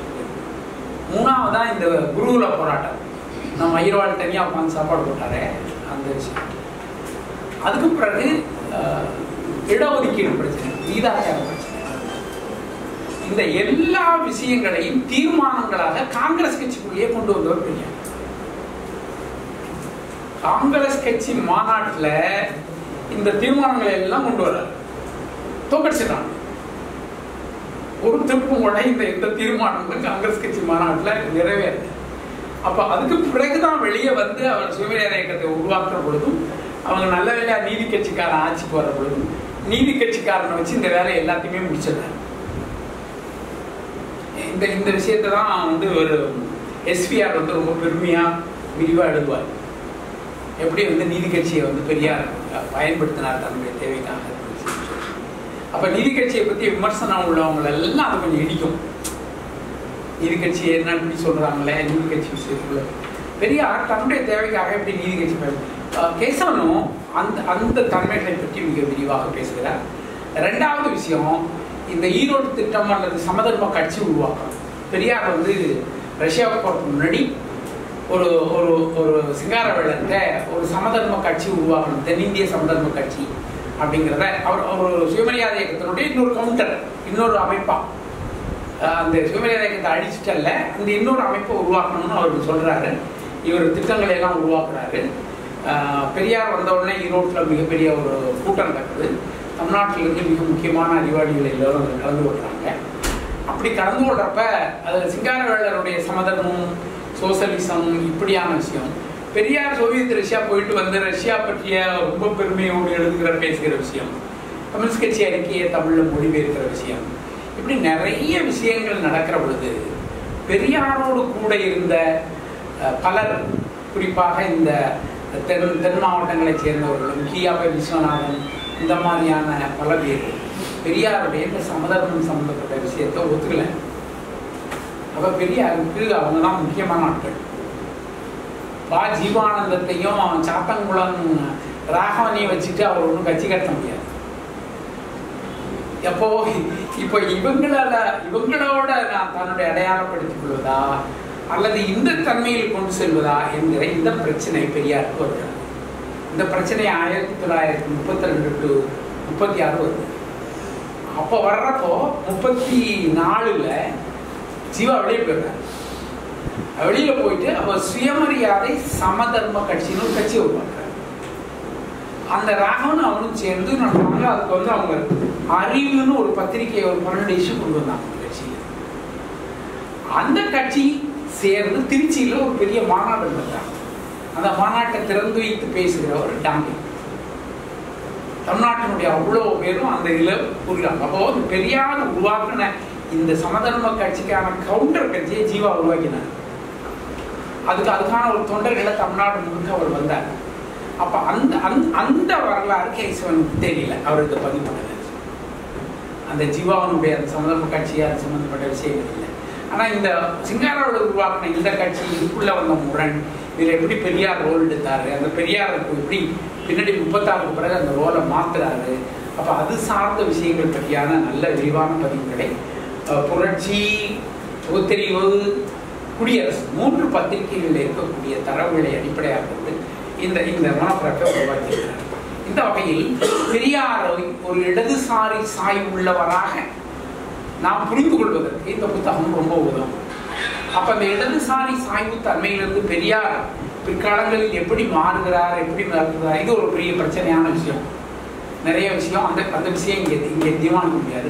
ஆனா இந்த புத்தகம் அந்த வகையில் இந்த 32 to 36 காலம் பெரியாருடைய இடதுசாரி சாய்வு, அது சம்பந்தப்பட்ட அவருடைய செயல்பாடுகளையும் அதில் சிங்காரவேலருடைய பங்களிப்பையும் நம்மை போன்றவர்கள் மாணவர்கள், வரலாற்று மாணவர்கள் எப்படி புரிந்து கொள்ள வேண்டும் என்பதற்கான பதிவை கெசவந்தில் ரொம்ப நல்லா பண்ணியிருக்காங்க. நம்ம வாசிக்கலாம். ஆனால் இதுக்கு கவுண்டரா இதே காலத்தை பற்றி எஸ்விஆர் எழுதின இன்னொரு புத்தகம் இருக்கு, சுயமரியாதை சமதர்மம் புத்தகம். அந்த புத்தகத்துக்கு ப்ரூஃப் திருத்தி நான் இண்டெக்ஸ் தயார் பண்ணி கொடுத்தேன். எஸ்விஆருக்கு இண்டெக்ஸ் போட்டேன். அதனால அந்த புத்தகத்தில் பேசப்பட்டிருக்கிற விஷயங்களை எனக்கு கொஞ்சம் ஓரளவு நினைவு. அதுல அவர் பெரியாரை ரொம்ப பாசிட்டிவா பார்க்கிறார், கிரிட்டிக்கலா இல்லை. கேசவன் பெரியாரை கிரிட்டிக்கலா பார்க்கிறார். இந்த 2 தான் பிரச்சனை. நெக்லெக்ட் பண்ண பெரியாரை தூக்கி போடல, ஆனா விமர்சனமா பார்க்கிறார். எஸ்விஆர் பெரியாரை கடவுள் மாதிரி மாத்திட்டார். நல்ல விஷயம். அவருக்கு அவ்வளோ பெரிய ஒரு சப்ஜெக்டிவிசம் எப்படி வந்து தொலைஞ்சுன்னு தெரியல. அப்ப இந்த முரணுக்குள்ள நாம் இந்த வரலாற்றை நான் நினைக்கிறேன். மத்தியானம் தம்பி ஒரு பேப்பர் படிக்க போறாருன்னு நினைக்கலாம். அது சம்பந்தமா அதில் உங்களுக்கு நிறைய கூடுதல் தகவல்கள் கிடைக்கலாம் இந்த விஷயம். அப்போ இந்த 20ஆம் நூற்றாண்டு வரலாற்றில் இந்த விஷயங்கள் மிக முக்கியமானதாக இருக்கிறது. எனவே ஒரு சாதிய வரலாறும் தமிழ் சமூக வரலாற்றினுடைய பரபரிமானங்களை கட்டமைக்கும் என்ற 2 சப்ஜெக்டை நான் பேசியிருக்கிறேன். இன்னும் 2 சப்ஜெக்டுக்கு சுருக்கமாக சொல்லிக்கலாம்ல. வேற என்ன 2 சப்ஜெக்ட் நான் பேசுகிறேங்கிறத மட்டும் சொல்லிடுறேன். நீங்கள் உரையாடல் என்ன பேச போறீங்க. அது 2 சப்ஜெக்ட் என்னன்னா, பாரதியை வந்து அவர் எப்படி பார்க்குறாரு, அவருடைய பிஹெச்டிக்காக பாரதியை அவர் செய்தது, பாரதி சம்பந்தப்பட்ட அந்த கருத்தாக்கங்கள், கருத்துநிலைகளில் இவர் எப்படி ஒரு தனிப்பட்ட கருத்துக்களை எடுக்கிறாரு, பாரதியினுடைய அரசியல் அப்படிங்கிறத அவர் தெரிவிக்கிறார். இவர் எப்படி வேறா பார்க்குறாரு, வழக்கமாக பாரதிய ஆய்வாளர்கள் பாரதியினுடைய அரசியலை பார்ப்பதிலிருந்து இவர் எப்படி முரண்பட்டாரு, பாரதி பேசக்கூடிய சோசலிச கருத்துக்களை இவர் எப்படி எதிர்கொள்கிறாரு, அவன் சோசலிசம் பேசினானா என்னங்கிற விஷயம், பாரதியினுடைய ஒவ்வொரு கால வாழ்க்கையில் ஏற்பட்ட மாற்றங்களை அவனுடைய பாடல்கள் குறிப்பாக அவனுடைய கட்டுரைகளில் இருந்து நாம் எப்படி புரிந்து கொள்ள வேண்டும் என்பது பற்றி விரிவான பதிவை செய்திருக்கிறார். வேறு பலர் இந்த பதிவு செய்திருக்கிறாங்க. கேசவன் செய்திருக்கிற பதிவில் ரொம்ப ஆத்தென்டிசிட்டி இருக்கு. அதோட நிறைய விஷயங்கள் என்னால் ஐடென்டிஃபை பண்ண முடியும். நான் பாரதியார் பற்றி அவருடைய பீரியட் வைஸாக ஒரு அனாலிசிஸ் எனக்கு உண்டு. இந்த அனாலிசிஸோட கேசவனுடைய அனாலிசிஸ் எப்படி ஒத்து போகிறதுங்கிறத நம்ம பாரதி ஆகிட்டு வரலாம். அது மாதிரி அவருடைய மிக முக்கியமான விமர்சனத்துக்கு உரையாடலுக்கு உட்படுத்தப்பட்ட அந்த இலக்கிய திறனாய்வு மார்க்சிய விமர்சனம் என்கிற நூல், அது ஒரு கோட்பாட்டு தரத்தை சார்ந்து அவர் உருவாக்குறாரு. அது எப்படி கோட்பாட்டு தரம்னு நான் சொல்றேன்னா, குறிப்பாக ஜான் தாம்சனுடைய புத்தகங்கள் தமிழில் மொழிபெயர்க்கப்படுங்க. அதில் வந்து எஸ்விஆர், கேசவன், நிங்குலா அப்படிங்கிறதெல்லாம் செயல்படுறாங்க. குறிப்பாக மனித சமூக சாரம் அப்படிங்கிற அந்த புத்தகம், அப்புறம் மார்க்சியத்துக்கு பிறகு கிரேக்க சமூகம், இந்த 3 புத்தகம் அவருடைய டெக்ஸ்ட் புக் மாதிரி அந்த புக் ரொம்ப முக்கியமான புத்தகம். அதில் அந்த ஹியூமன் எசன்ஸ் மனித சமூக சாரம் மிக முக்கியமான புத்தகம். அதை எஸ்விஆர் மொழிபெயர்த்திருக்கிறார், இவரும் மொழிபெயர்த்திருக்கிறார். இந்த புத்தகங்கள் வந்து ஜான் தாம்சன் வந்து ஒரு அடிப்படையில் மார்க்சிய அறிஞர். அவர் கிரேக்க சமூகத்தை இந்த மார்க்சிய எடுகோள்கள் மூலமாக எப்படி புரிந்து கொள்ளலாம் என்பதை பற்றி விரிவான ஆராய்ச்சி பண்ணார். இப்போ அவருடைய ஸ்டூடெண்ட் அதான் சிவத்தமியும் கைலாசபதியும் போயிட்டு வந்தாங்க. அப்போ அதனுடைய இன்ஃப்ளூயன்ஸில் அவருடைய புத்தகங்களை இங்கே மொழிபெயர்க்கிற வேலையை இவங்க செய்கிறாங்க. இப்போ இதன் ஊடாக மார்க்சியம் பற்றி பேசுவது அப்படிங்கிற ஒரு வேலை நடக்குது. அப்போ அதில் மார்க்சிய தத்துவத்தை எப்படி புரிந்து கொள்றதுங்கிற என்ன பிரச்சனை வருதுன்னா, நேற்று பேசினேன் எப்படி வந்து இந்த பின்காலனிய சமூகத்துக்கு பிறகு மொழியியல் போன்ற துறைகள், மானிடவியல் போன்ற துறைகள், சசு போன்றவர்கள், ஜோப்சோக்சன் போன்றவர்கள், பின்னாடி ஃபியூகோ போன்றவர்கள், டெரிடா போன்றவர்கள், அல்தூசர் போன்றவர்கள், இவர்களெல்லாம் மார்க்சியத்துக்குள்ள என்ன மாதிரியான எதிர் விளைவுகளை உட்படுத்துகின்றாங்க. இந்த விளைவுகள் வழியாக உருவான புதிய உரையாடல் மரபுகள், அப்போ அது அமைப்பியல், பின்னமைப்பியல், பின்னவினத்துவம் என்ற பல்வேறு உரையாடல் மரபுகள்லாம் தமிழ் சூழல் வந்து அப்போ கேசவன் மிக தீவிரமாக மார்க்சிய மூல நூல்களில் இருந்து அந்த தத்துவ மரபுகளை எல்லாம் தான் பதிவு செய்யணும்னு இந்த வேலையில இருந்தார். அப்ப அதனால அந்த புத்தகம் ஒரு மார்க்சிய மூல விஷயங்களை தமிழ் சமூகத்திற்கு கொடுப்பதற்காக தான் முயற்சி செய்கிறார். அதில் அவருடைய அதனுடைய அந்த தலைப்புகள்லாம் பார்த்தீங்கன்னா தெரியும்.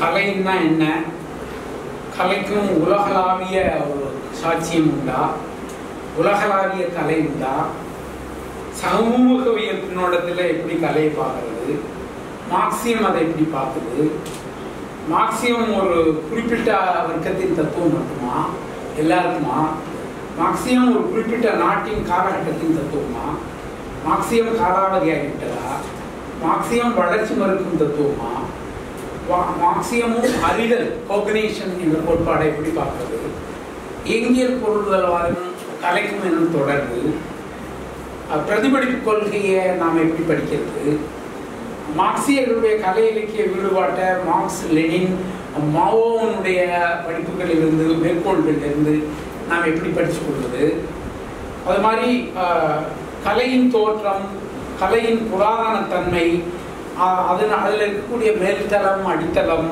அதனுடைய பல்வேறு பரிமாணங்கள், இவற்றை எல்லாம் ஒரு மார்க்சிஸ்ட் எப்படி தெரிந்து கொள்வது, கலைக்கும் தத்துவத்துக்கும் உள்ள உறவு என்ன, முதலாளிய சூழலில் கலை எப்படி இருக்கும், கலைஞருடைய தன்மை என்ன, கலையில் மார்க்சிய விரோதம் அல்லாத குறிப்புகள் கொண்டு வர முடியுமா, இப்படி பல விஷயங்களை இந்த புத்தகத்தில் அவர் பல மூல மார்க்சிய நூல்களை, குறிப்பாக நான் வந்து 99 இந்த புத்தகத்தை படிச்சிருக்கேன், 24/1/99 அப்போ ஒரு குறிப்பு எழுதி வச்சுருக்கேன்.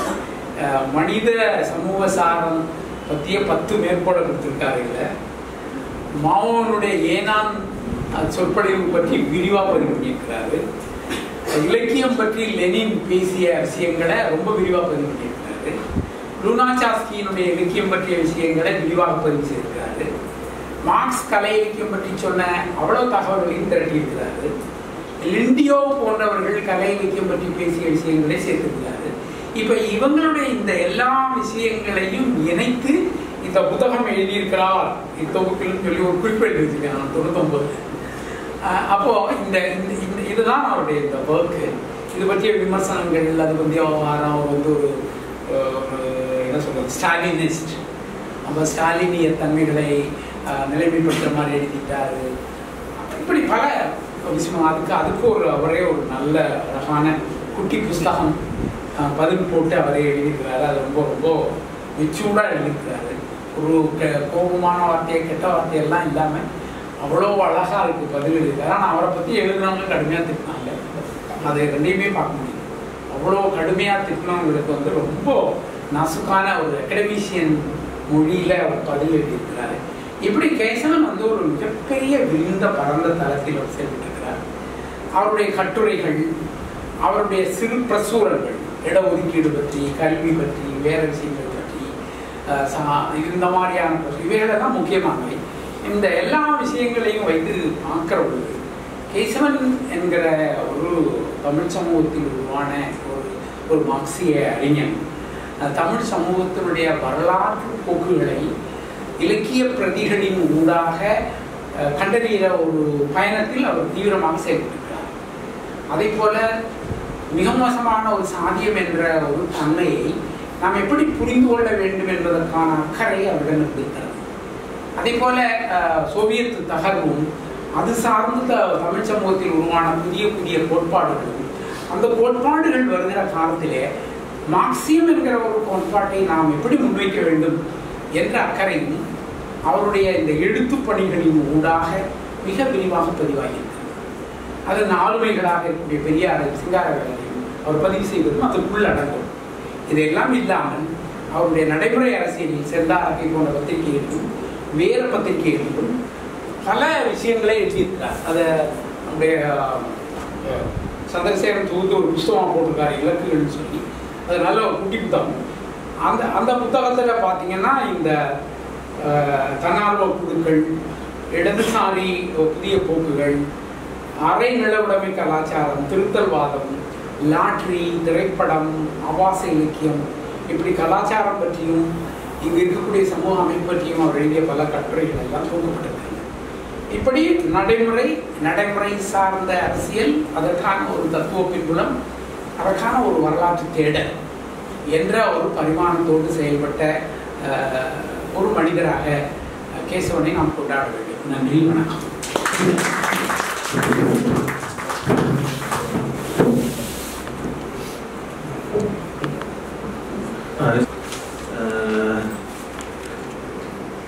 இப்போ ஒரு உரையாடல் போறதுக்கு முன்னாடி ஒரு 2 அறிவிப்பு. ஒன்று சந்திரசேகர் அவர்கள், சரவணபாரன் பதிப்பகத்தினுடைய தோழர் சந்திரசேகர் அவர்கள் அவர்கிட்ட இருக்கிற கேசவனுடைய நூல்களை கொண்டு வந்திருக்கிறார். ஒரு 7 நூல்கள், 425 ரூபாய் விலை உள்ள அந்த நூல்களை 220 ரூபாய்க்கு ஏறக்குறைய பாதி விலைக்கு தர இருக்கின்றார். தேவைப்படுகின்ற தோழர்கள் வாங்கிக் கொள்ளலாம்.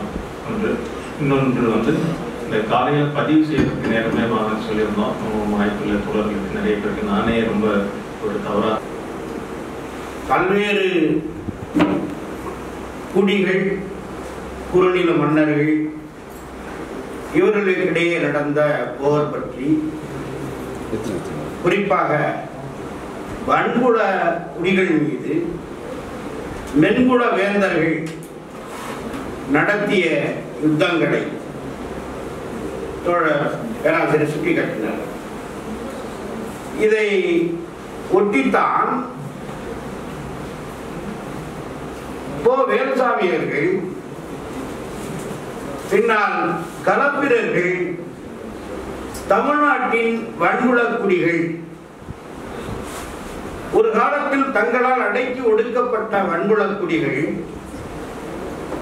மென்குல வேந்தர்களை எதிர்த்து தன்னுடைய அரசுரிமையை எடுக்கிற பொழுது அவர்களை பற்றிய பதிவுகளை பார்ப்பன சக்திகள் இருண்ட காலம் வேற்றினத்தவர் என்று பதிவிட்டு விட்டார்கள் என்கிற செய்தியை வேலுசாமி சொல்லுகிறார். ஏறக்குறைய புறநானூற்றின் நடந்த யுத்தங்கள் குறித்து கேசவன் அவர்கள் சொன்ன கருத்துக்கும் வேலுசாமி களப்பிரர்கள் யார் என்கிற முடிவுக்கு வந்ததற்குமான ஒரு ஒப்புமை இருப்பதை நாம் இந்த இடத்தில் புரிந்து கொள்ள வேண்டும் என்று என்னுடைய கருத்தை பதிவு செய்கிறேன். பேராசிரியர்கள் அதன் மீது தங்களுடைய கருத்துக்களை வைத்தால் நாங்கள் தெளிவு பெறுவோம்.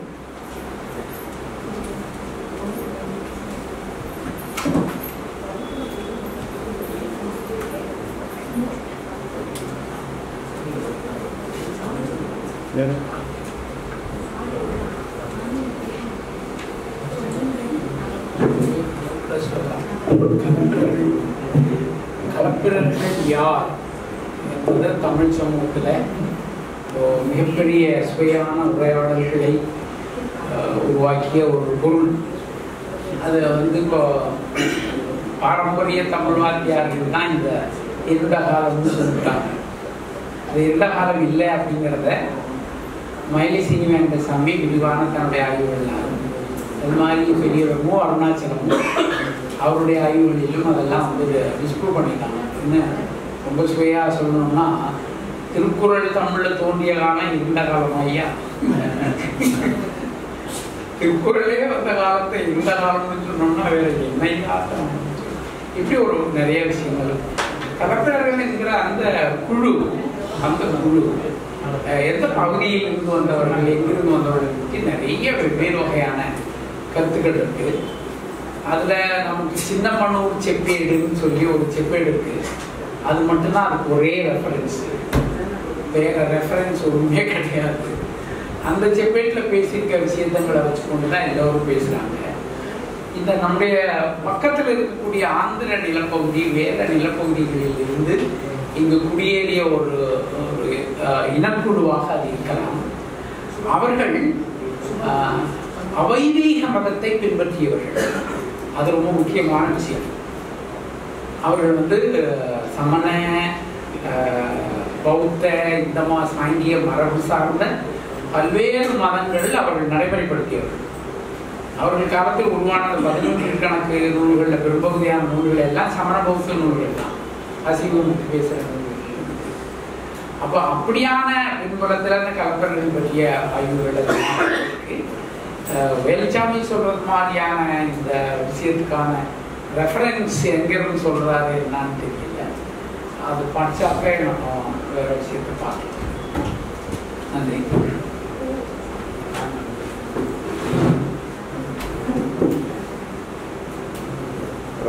ராஜராஜ சோழன் காலம் பொற்காலம் கொண்டு இப்போ நடக்கிற விவாதம் இருக்கு இல்லையா, அதில் கேசனுடைய எழுத்துக்கள்ல இதில் எப்படி புரிஞ்சுக்கிறது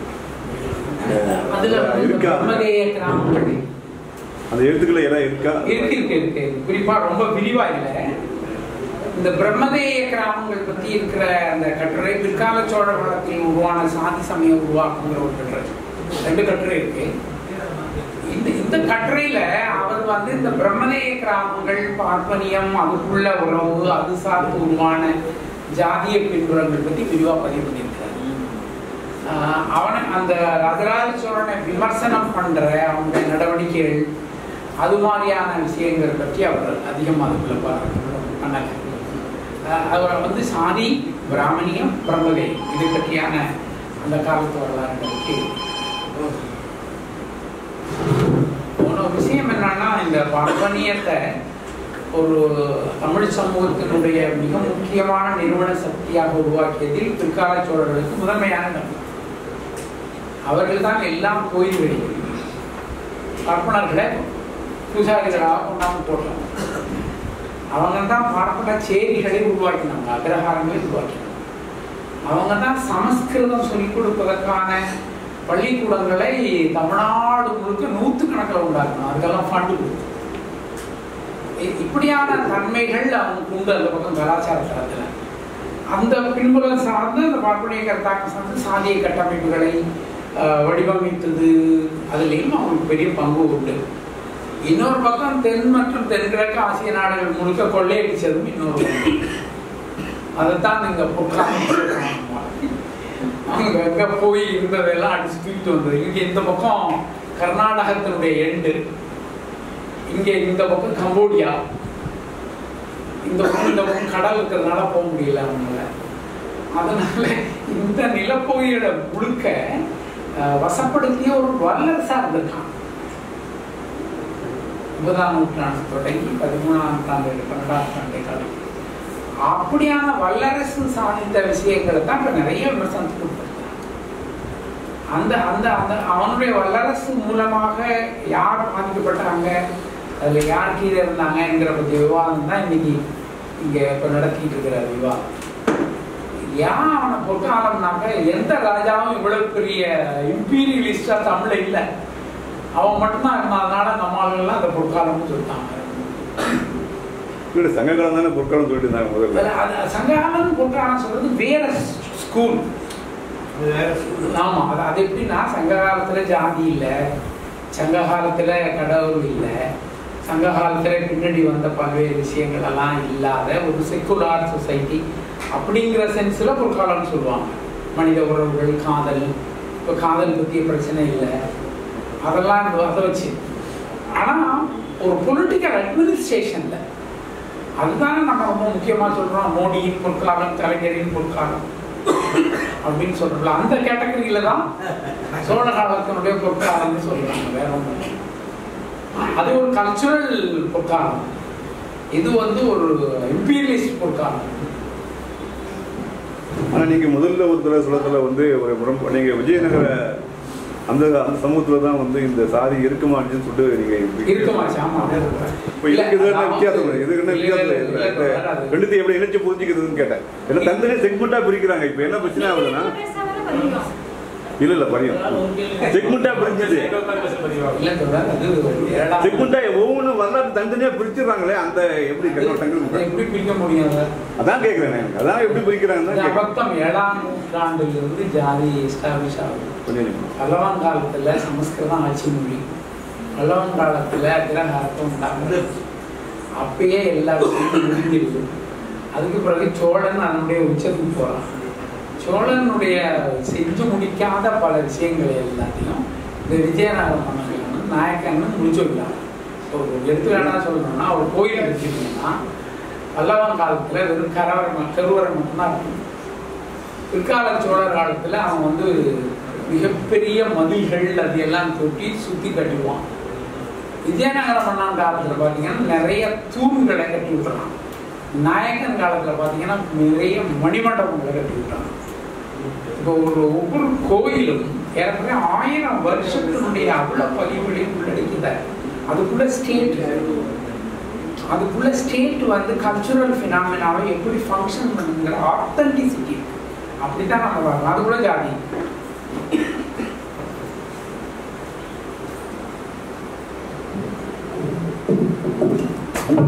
அம்பேத்கரை பத்தின கேஸ் வந்ததுல இப்போ பெரியாரை பத்தி நேர்மறையாகவும் எதிர்மறையாகவும் அவரோட விஷயங்களை ரொம்ப ஆழமா பதிவு பண்றாரு. ஆனா அம்பேத்கர் மேல அவருக்கு ஒரு சாய்வு இருக்கிறதா நான் கருதுனேன். நேர்மறையான விஷயங்களை ரொம்ப அழகா முன் வச்சது அம்பேத்கருடைய இந்த இந்திய ஒன்றியத்தை ஒருங்கிணைக்கணும்ன்ற அம்பேத்கருடைய அந்த வேட்கை, இங்க இருக்கக்கூடிய தேசிய இனங்கள் குறித்த அம்பேத்கருடைய பார்வை, மாநிலங்களுக்கு அம்பேத்கர் உரிமைகள் கொடுக்காத தன்மை, இதெல்லாம் அவர் இன்னும் கொஞ்சம் கூட பேசியிருக்கணும் அப்படின்னு நான் நினைக்கிறேன்.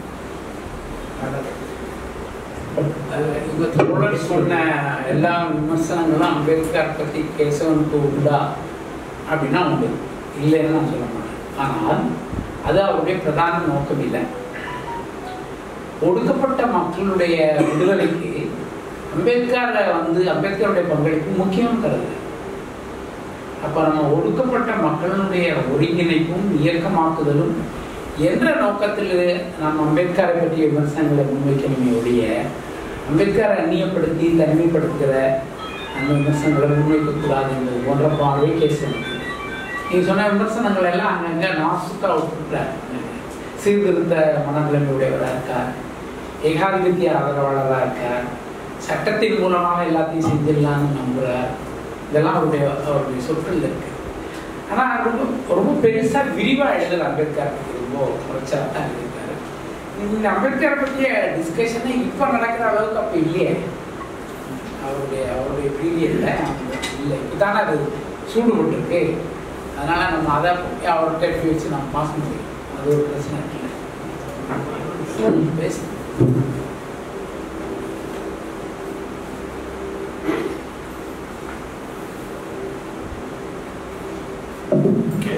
கேசவன் அவர்கள் சாதியத்தை பற்றி அந்த நூல் எழுதுவதற்கு முன்னாடி இருந்த நிகழ்ச்சி இருக்கு. அவர் வந்து சாதி அந்த அப்போ இருந்த எம்எல் இயக்கத்தில் சாதியை பற்றி ஒரு பிரிதலான இல்லை அப்படின்னு ஒரு கருத்தை ஒரு சார்பாக வச்சுருந்தாங்க, இன்னொரு சார்பாக மாறுபட்ட கருத்து இருந்தாங்க. அந்த நிகழ்ச்சி போக்கில்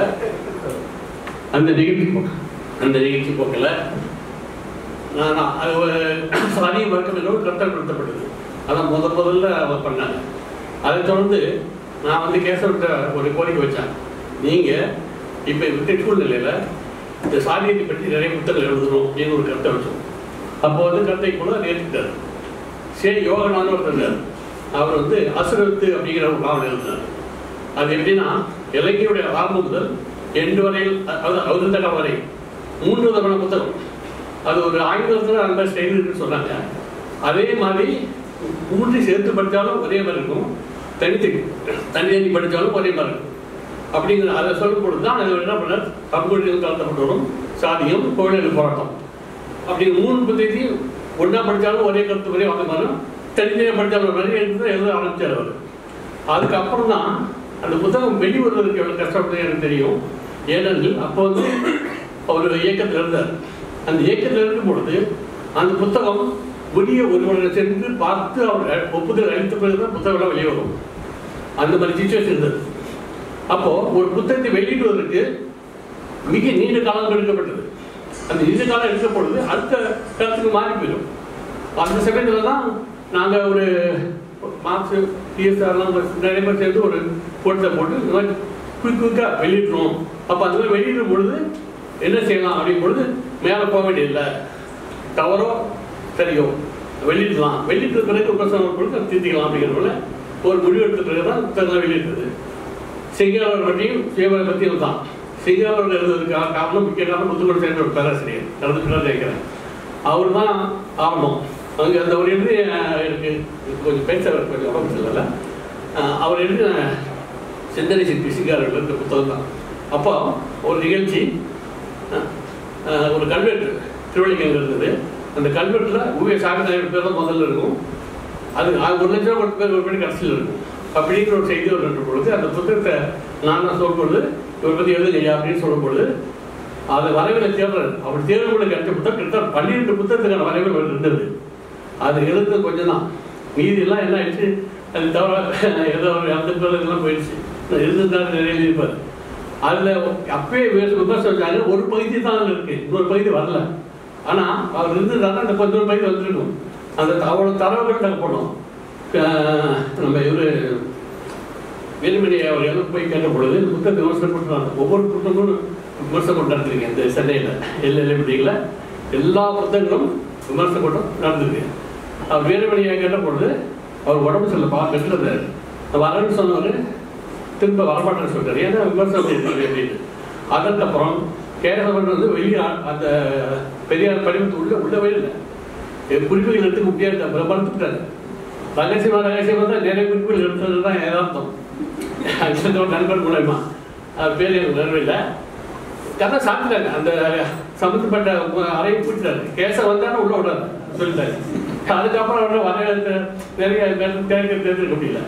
அதுதான் காரணம், தவிர மற்றது கேட்டேன். அதே போல சாமி வந்து அதே சூழ்நிலை வந்து அந்த இடத்துல ஒரு கருத்தை சொல்ல வேண்டியிருந்தது. முழுமையாக அவர் சொல்லுங்கிறது அவரை சொல்லிடுறாரு. ஆனால் அதுதான் முயற்சிகள் இருக்கிறது தான் ஒரு இயற்கை யதார்த்தமான விஷயம். செய்திக்காக சொல்றேன், மட்டும் பண்ணிக்கல.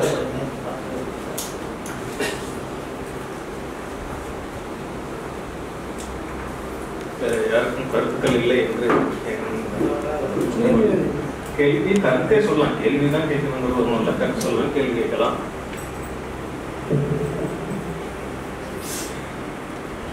இது ஒரு 5 ஆண்டுகள் சாதி குறித்த விவாதங்கள், பரிச்சயங்கள் கேசவனோடு எனக்கு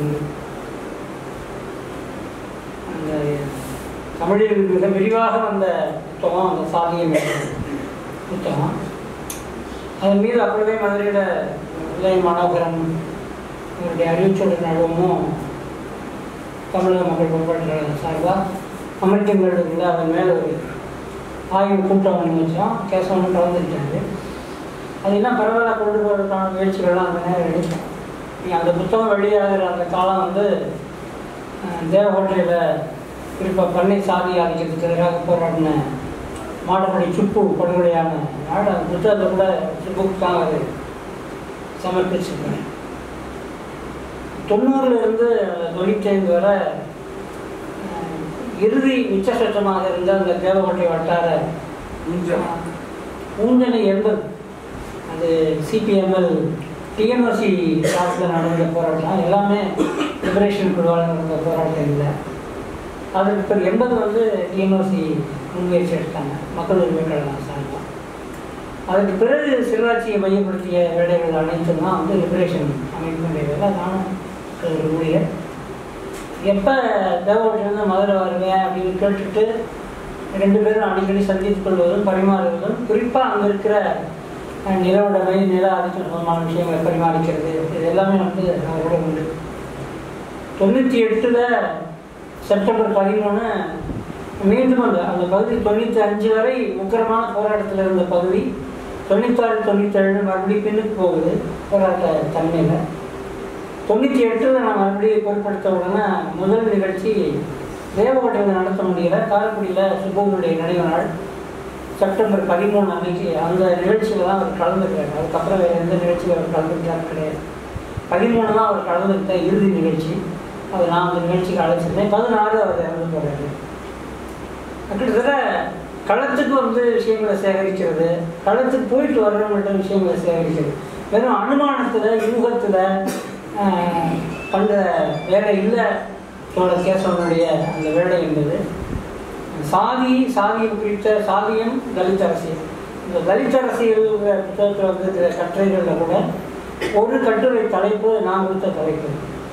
ஏன்னா 97 சாதி ஆதிக்க எதிர்ப்பில் நின்ன தலித் இயக்கங்கள் மத்தியில் சாதி அடிப்படையிலான பிரிவுகளை பார்க்க முடியும். 97 வரை நீங்கள் பார்த்தீங்கன்னா தலித் அரசியல், தலித் ஒற்றுமை, தலித் மேடைகள் எல்லாருமே ஒன்றா பார்க்கணும். பிளாட்ஃபார்ம் இருக்கும். அதில் கிட்டத்தட்ட அதிகமான தொடங்கி திருமாவளவன், அரங்ககுணசேகரன், சந்திரபோஸ் எல்லாருமே ஒரு பிளாட்ஃபார்மாக இருப்பாங்க. ஆனால் 97 பார்த்தீங்கன்னா அருந்ததியர் அமைப்பு தனியாக போகுது, பல்லர் அமைப்புகள் தனியாக போகுது. அவர்களுக்குள்ள இருந்த அந்த யுனைடெட் சர்வீஸ் யூனிட்டி ஒன்றுபட்டு நிற்கின்ற அந்த மனோபாவம் போகுது. அது நாங்கள் களத்திலே நின்று 90லேருந்து கிட்டத்தட்ட 2003 ஒரு 13 ஆண்டுகள் எனக்கு சாதி ஆதிக்கம், சாதி நிலம் இது சம்பந்தமான பணிகள்னால அவரோட கலந்து பேசும்பொழுது தான் சொல்றேன். சாதி ஆதிக்க எதிர்ப்பு போராட்டத்தில் சாதிய மனநிலை எமர்ஜ் ஆகுது. எப்படி பார்ப்பன எதிர்ப்பு போராட்டத்தில் சூத்திரர்களுக்கு சாதிய மனநிலை எப்படி எமர்ஜ் ஆச்சோ, அதே போல அந்த இடைச்சாதிகளுக்கு ஆதிக்கத்துக்கு எதிரான போராட்டத்தில் தலித் சாதிகளுக்குள்ள அந்த சாதிய மனோபாவம் எமர்ஜ் ஆகுது அப்படின்னு அவருக்கு பரிமாறும் பொழுது அது சம்பந்தமான தலைப்பை கொடுத்தேன். அப்போ நான் நடத்தின புயற்பறைன்னு ஒரு கலை இலக்கிய இதழ், அந்த இதழுக்காக அந்த கட்டுரை அவர் எழுதினார். ஆனால் அந்த கட்டுரையினுடைய தொடர்ச்சி இன்னொரு பகுதி வர வேண்டியது. அவர் அதுக்கப்புறம் நான் எழுதலை, இறந்துட்டார். அந்த முதல் பகுதி கட்டுரை என்பதுதான் நான் சொல்கிற அந்த தலைப்பு, சாதி ஆதிக்க எதிர்ப்பு போராட்டத்தில் சாதிய மனநிலை என்கிற அந்த தலைப்பு. இது அவசியம், இந்த 97 அந்த காலகட்டத்துக்கு அவசியம்னு கேட்டதுனால அந்த கட்டுரை எழுதினாங்க. அதுக்கு பின்னாடி அதனுடைய தொடர்ச்சியாக எழுதணும் அப்படிலாம் நிறைய முயற்சிகள் இருந்தது இல்லை. இப்பயும் கூட சாதி தலித் அரசியல் இந்த 2 விஷயங்களும் எடுத்துக்கிட்டு மதுரையில் இது சொந்தமான கூட்டம் ஒன்று முழு நாள் கூட்டம் நடத்துகிற திட்டத்தில் ஏற்கனவே இருந்தால் இந்த பொருளை ஏற்பாடு செய்து போடுவதற்கு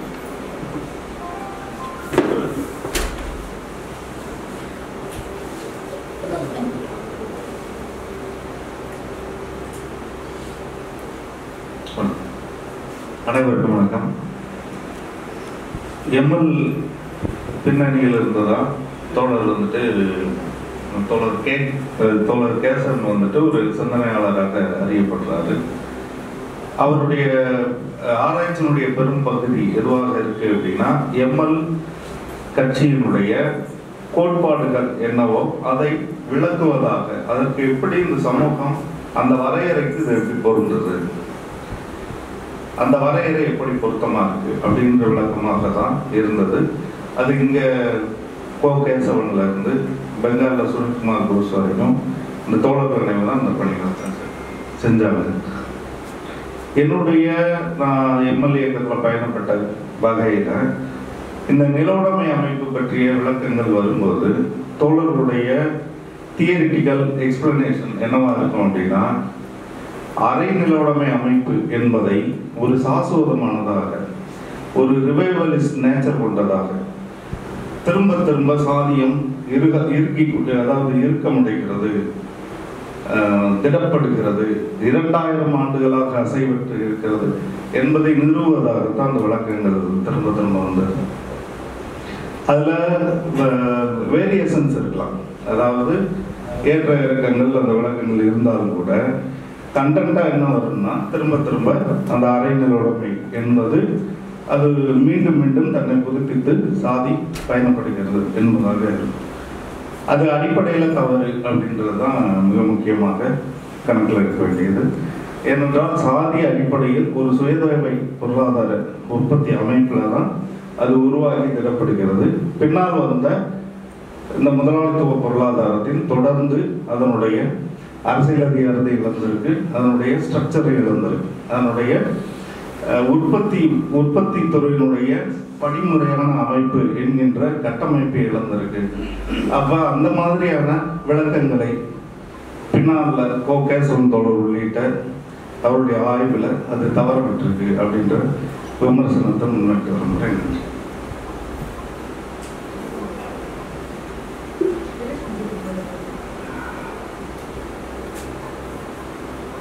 தொடர்கிறேன். அரை நிலப்பிரபுத்துவம் என்பதை காலகாலத்துக்கும் அப்படியே இருப்பது என்று எம்எல்ஏ இயக்கம் சொல்லவில்லை. அரை நிலப்பிரபுத்துவம் என்று சொல்லுகிற பொழுதே இன்னொரு அறை என்ன என்று தெளிவு பெற்றிருந்தால் இந்த சிக்கல் வராது. 60களில் பசுமை புரட்சி வருகிற பொழுதே வேளாண்மையில் முதலாளித்துவம் வந்துவிட்டது. ஆனால் 17, 18, 19ஆம் நூற்றாண்டு காலங்களில் கிராமப்புறங்களில் நிலப்பிரபுத்துவம், கிராம அதிகாரம் யாரிடம் இருந்தது? மைய அரசு அதிகாரம் பிரிட்டிஷாரிடம் இருந்தது. 20ஆம் நூற்றாண்டு தொடங்கி 47க்கு பிறகு இந்திய பெருமுதலாளிகளில் அதிகாரம் இருந்ததை தவிர அரசியல் அதிகாரம் அவர் கையில் இருந்தது. ஆனால் கிராமப்புற அதிகாரம் என்பது நிலப்பிரபுகளுடைய கையில் இருந்தது. 70 வரை கூட வைத்துக் கொள்ள முடியும். இப்போதும் கூட வட இந்தியாவில் பீகார் போன்ற மாநிலங்களில், ராஜஸ்தான் போன்ற மாநிலங்களில், உத்தரப்பிரதேசம் போன்ற மாநிலங்களில் முற்றாக நிலப்பிரபுத்துவம் தொடை தெரியப்பட்டு விடவில்லை. மேலும் நிலப்பிரபுத்துவம் என்பதை உற்பத்தி வடிவத்தில் மட்டும் பார்க்க வேண்டாம். நிலப்பிரபுத்துவத்தால் கட்டமைக்கப்பட்ட உற்பத்தி உறவுகள் முதலாளிய சமூக உற்பத்தி வளருகிற பொழுது அதனுடைய மிச்ச சொச்சம் தொடருவதை நாம் மறுத்துவிட முடியாது. இன்றைக்கு இருப்பது முதலாளித்துவ உற்பத்தி முறை என்று நாம் சொல்லலாம் தவிர முதலாளித்துவ உற்பத்தி உறவே எல்லா இடத்திலும் இருக்கிறதா என்றால் அப்படி சொல்லிவிட முடியாது. கிராமப்புற உற்பத்தி உறவுகள் என்பது நிலப்பிரபுத்துவ உற்பத்தி உறவுகள் இரண்டும் கலந்த ஒரு நிலை. அதைத்தான் அரை நிலப்பிரபுத்துவம் என்று சொன்னோம். இன்னொரு அறை என்ன என்று நம்முடைய புதிய தோழர்கள் அந்த சிந்தனைக்கு விட்டிருந்தால் இந்த சிக்கல் வராது. மேலும் ஆனா நான் இப்ப நிலப்பிரபுத்துவ அதிகாரத்தில் இருக்குன்னு சொல்ல வரலாம். இப்ப நம்ம எடுக்கிற முதலாளித்துவ அரசின் கீழ் முதலாளித்துவ அரசு எடுத்து தான் போராடுறோம். ஒரு சோசியலிச புரட்சிக்கு நம்மளை தயாரிச்சுக்கிறோம்னா அதுக்கு கிராமப்புற விவசாயிகளையும் தலித்துகளையும் தொழிலாளிகளை அமைப்பாக்கணும் என்கிற விஷயம் வேற. கிராமப்புறம் நேற்று கூட ஒரு சுமை தூக்கும் தொழிலாளி தன்னுடைய தம்பி சுமை தூக்கும் தொழிலாளி 22 வயசு பையன், அவருடைய அண்ணன் மோகன்குமார் இடைநிலை சமூகத்தை சார்ந்தவர். அவருடைய வர்க்கம்னா ரொம்ப கடைநிலை வர்க்கம். சுமை தூக்குனாதான் அவனுக்கு இரவு வீட்டுக்கு உணவு. அவன் ஒரு அருந்தினர் பெண்ணை திருமணம் செய்து கொண்டதை பொறுத்துக் கொள்ள முடியாமல் கொலை நடந்திருக்காது. இது எந்த முதலாளித்துவ நாட்டில் நடக்குது இப்படியான கொலைகள்? இந்த சாதிக்கும் கிராமப்புற நிலப்பிரபுத்துவ அதிகார உற்பத்தி உறவுகளுக்குமான சிக்கலை அவ்வளவு எளிதாக புறந்தள்ளிவிட்டு நாம் முன்னேறிவிட முடியாது என்கிற செய்தியை பதிவு செய்ய விரும்புகிறேன்.